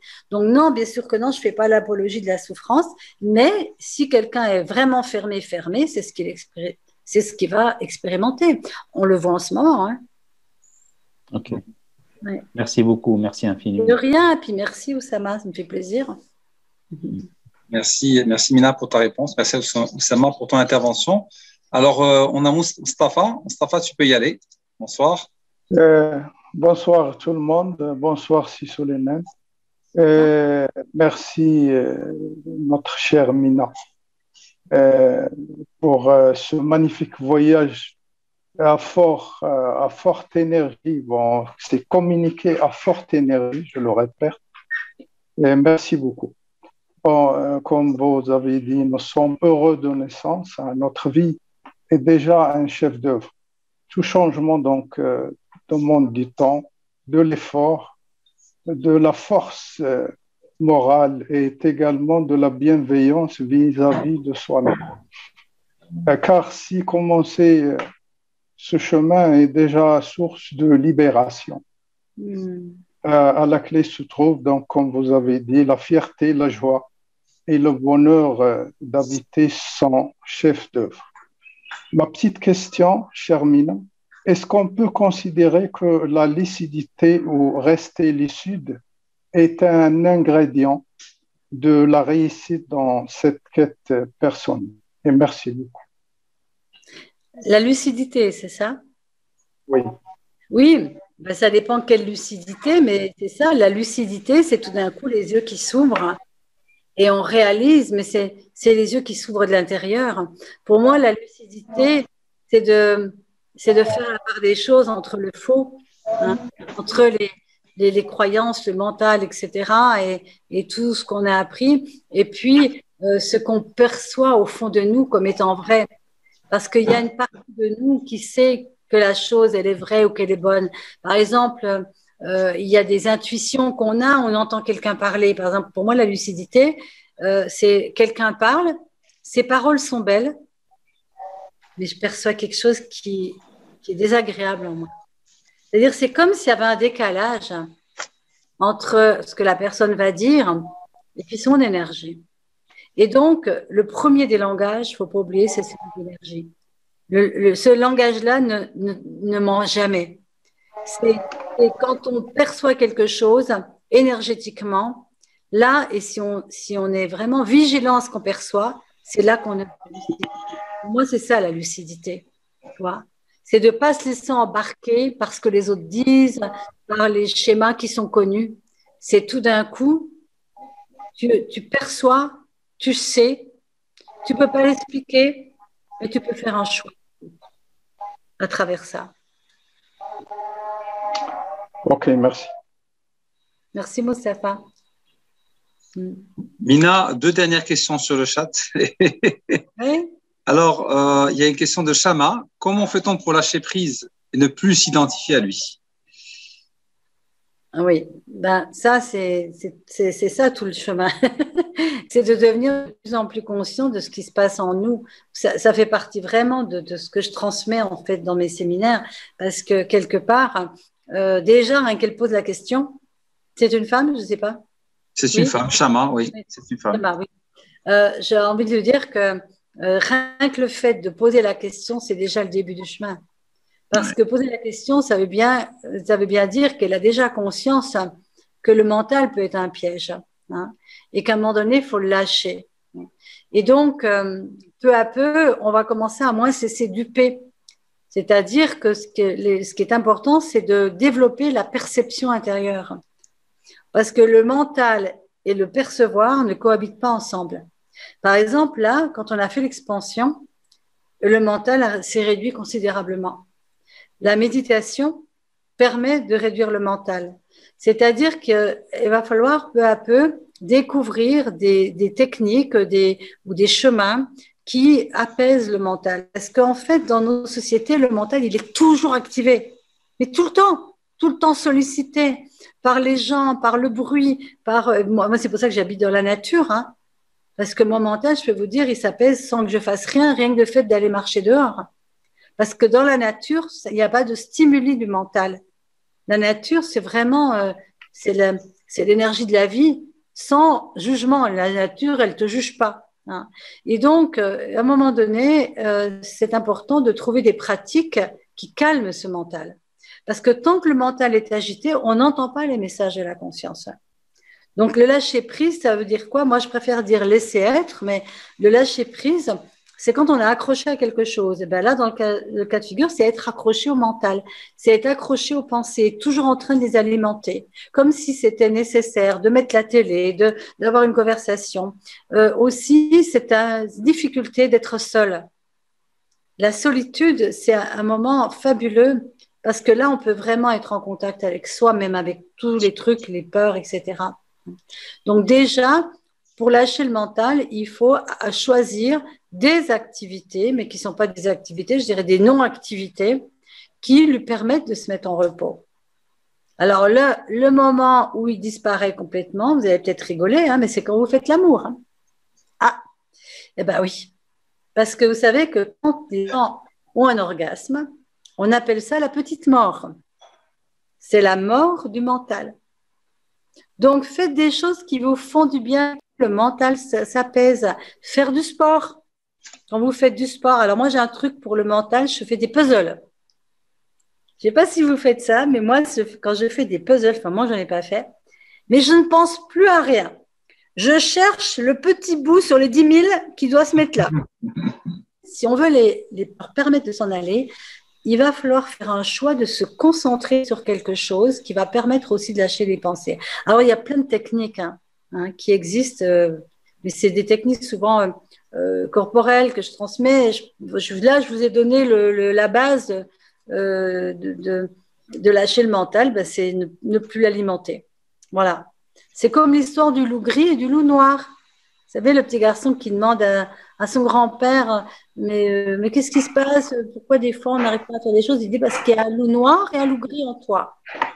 Alors ils se battent et il y en a un qui veut gagner. Le petit garçon il dit mais lequel va gagner? Ben, celui que tu nourris. Donc, si tu nourris le loup noir, eh ben, il va grandir. Si tu nourris le loup gris, eh bien, c'est lui qui va grandir. Le loup gris, ben, ça peut être le moment où tu t'émerveilles devant la nature, le moment où tu fais quelque chose d'agréable pour toi, où tu te prends un bain, enfin voilà. Là, le mental se lâche. En fait, ça revient à ce que j'ai dit au début, de vous faire du bien, de vous prendre dans les bras, de vous aimer, voilà. D'aller cueillir des champignons, de faire du vélo, enfin des champignons au Maroc, je ne suis pas sûre qu'il y en ait quand même. Hein. Si, il y en a. On a des forêts. Oh, non, mais il faut que je vienne. Ah oui. Il y a de tout au Maroc. Hein. Mais j'aime le Maroc, j'ai déjà venu 2-3 fois. Tu es toujours la bienvenue au Maroc, Mina. Ainsi que toute cette belle communauté. Hein. Toutes les personnes ici présentes, on vous accueille les bras ouverts. Quelqu'un dit quelque chose de très juste, le travail manuel, la couture, vous voyez, des choses simples, le jardinage, tout ça, ça permet au mental de disparaître. En fait, c'est notre nature profonde de vivre sans mental.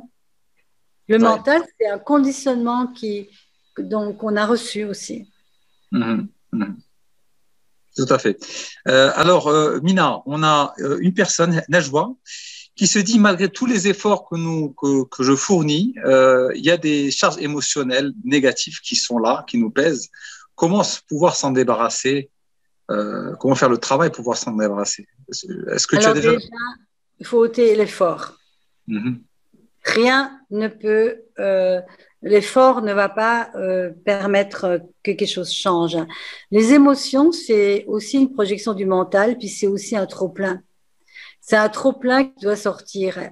Danser les émotions, chanter les émotions, crier les émotions. allez courir avec les émotions et vous passez à autre chose. Les émotions, elles perdurent parce qu'on y résiste et on ne veut surtout pas qu'elles arrivent. Les émotions, il faut les voir comme une rivière qui nous traverse. Et parfois, la rivière, elle a besoin d'être un peu plus comme un torrent et puis de les laisser. Parce qu'il y a eu des choses de là, mon Dieu, c'est terrible, etc. Les émotions mentales, moins vous en aurez et plus vous aurez de présence. Il y a des gens qui croient que quand ils ont des émotions, c'est qu'ils sont bons. Vous voyez, quand il y a quelqu'un qui va « Oh mon Dieu, c'est terrible ce qui t'arrive. » Et vous allez vous voir que peu à peu, c'est plutôt un peu pour prouver qu'on est là, qu'on est très présent. Mais à un moment donné, vous allez voir que quand on s'identifie plus, qu'on observe le monde comme il est, et que quand on sait que chaque personne qui vit quelque chose, elle l'a créé inconsciemment, eh bien, on a tendance à ne plus rentrer dans l'émotion et d'être beaucoup plus présent, pour ce qu'on peut faire pour transformer quelque chose aussi bien pour nous que pour les autres. Quand vous êtes en train de vous noyer, vous ne pouvez pas agir. La rivière, là, vous pouvez agir. Et donc, les émotions, c'est lié très fortement au mental. Ouais. Alors, il y aurait beaucoup à dire sur les émotions, mais voilà. On va terminer avec une Youssef, alors Youssef Benani ça faisait ça. Il y avait des émotions qui montent. Et je me roulais par terre et je criais, puis c'était fini, je passais à un autre chapitre. D'accord. Bon, un conseil à suivre alors. Secouez vos émotions. Et on a tendance à vouloir faire l'inverse. Et quand on refoule, c'est pire, quoi. C'est comme la cocotte minute. Oui, absolument. Et puis ne pas se juger. Parce que plus on va se distancier des jugements, et puis justement, la vie va être beaucoup plus légère, beaucoup plus facile. Et puis ne pas vouloir ressembler à ceci ou à cela, accueillir qu'il y ait des émotions. Puis un jour, on va se dire, oh, c'est marrant, j'ai moins d'émotions. Et c'est tout. Absolument. Alors Mina, avant de donner, Youssef va poser la dernière question. Mais avant ça, il y avait une citation, une remarque, un hadith en fait qui a été écrit par notre ami Youssef Abou Sir. C'est l'homme étant dormi se réveillera-t-il avant de mourir? Et j'ai trouvé ça très inspirant.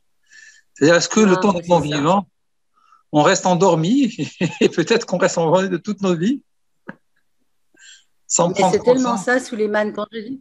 Ben oui, quand je dis que les gens ne sont pas vivants, pour moi, c'est ça. C'est quand tu disais que je disais réveiller les endormis, mais c'est ça.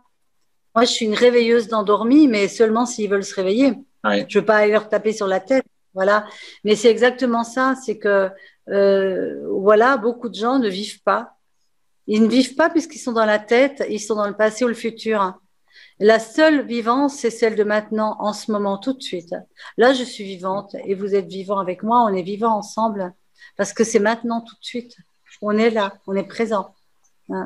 Mais c'est tellement ça, c'est ça. Ouais. Le monde endormi a besoin de cataclysmes pour se réveiller. Ça répond aussi, je crois, à Oussama ou à d'autres. Il y a des moments, quand les gens sont endormis, il faut un petit coup de baguette sur la tête, quoi, pour qu'ils se réveillent ou qu'ils tombent de leur lit. Absolument. Merci pour cette réponse. Youssef, je te donne la possibilité de t'exprimer, mais sous une condition. Tu actives ta caméra, s'il te plaît. Parce qu'un diamant magnifique comme toi, on peut pas. Ah ben ouais, d'accord. J'adore ton fond d'écran. Et il l'avait pas fait depuis le début. Mais ça, c'est grave, ça. Là, toi, tu es resté dans les étoiles. Tu as fait le voyage avec nous et tu es resté là-haut. Bon, il vient d'atterrir, quoi. Ça date pas de ce soir.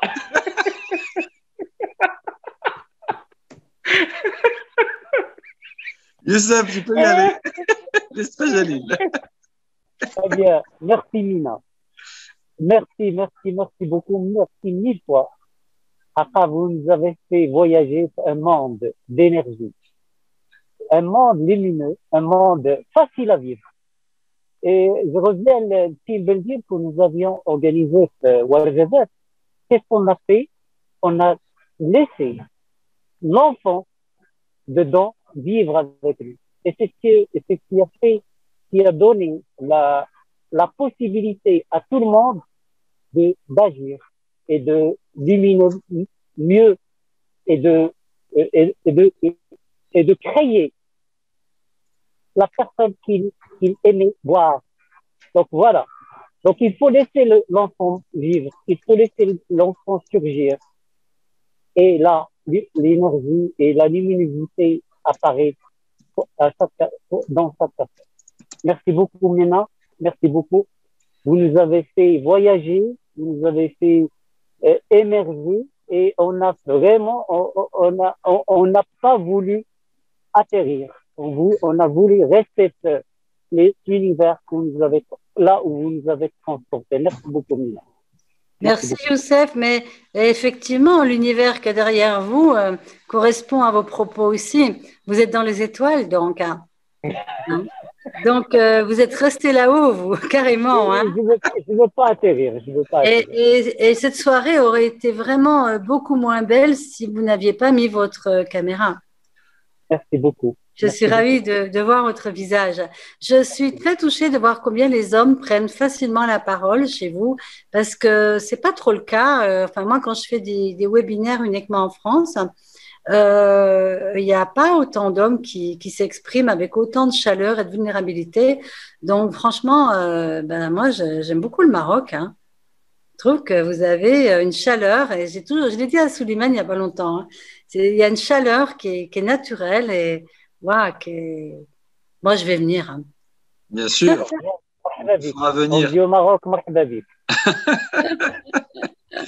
C'est toujours la bienvenue. Tu aimes le Maroc et le Maroc t'aime. Les Marocains t'aiment aussi. Hein. Voilà, c'est sûr. Ok. Merci Mina pour ce magnifique cadeau que tu nous as offert ce soir. Honnêtement, on n'a pas envie de quitter. On n'a pas envie de mettre fin tellement c'est magnifique, toute cette belle énergie que nous partageons ensemble. Et tu as bien parlé de cette communion. Et c'est vrai que depuis le démarrage, j'ai senti cette communion avec toutes les personnes ici présentes et c'est tout simplement exceptionnel. Non. Voilà, c'est tout à fait vrai. Merci d'avoir été on va dire, le fil conducteur pour nous permettre de nous connecter les uns avec les autres, hein, avec toutes ces belles âmes que je vois sur l'écran. Et même celles que je ne vois pas, je les sens. Et c'est ça qui est magnifique, c'est que même si on n'est pas au même endroit physiquement, eh bien, nous avons cette capacité d'être connectés les uns avec les autres. Et c'est ça qui fait la beauté de l'humanité. Eh bien, écoutez, moi, je suis très, très heureuse aussi. Il y avait une très belle énergie et ça joue énormément aussi dans mon expression parce que, comme disait quelqu'un, je parle en fonction de ce que je capte, de ce que je perçois et de ce que je peux dire aussi. Hein. Absolument. Voilà. Donc, écoutez, moi, je vous prends dans mon cœur. Enfin, je ne veux pas vous prendre, je ne comprends personne. Hein, voilà. Merci. Mais merci. Je vais dire, je vous prends dans mes bras et on est un grand cœur. Alors, Mina, avant de conclure, j'ai une demande à te faire devant toute cette belle communauté. Est-ce que tu accepterais de devenir membre d'honneur du Cercle des Diamants? Quel honneur, c'est le cas de le dire, mais je n'ai pas besoin de réfléchir, vraiment volontiers.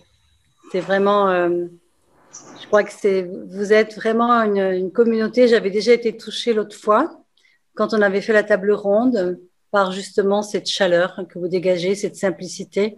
Et j'accepte avec beaucoup de joie et même de gratitude. Merci. Merci infiniment, Mina, pour ce cadeau que tu nous fais ce soir.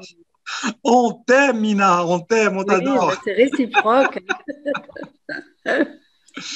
Voilà, on est toute énergie, complètement, je sais pas, comme ces petits enfants qui. En tout cas, c'est cette sensation que je ressens. Merci pour ce beau cadeau que tu nous as fait ce soir.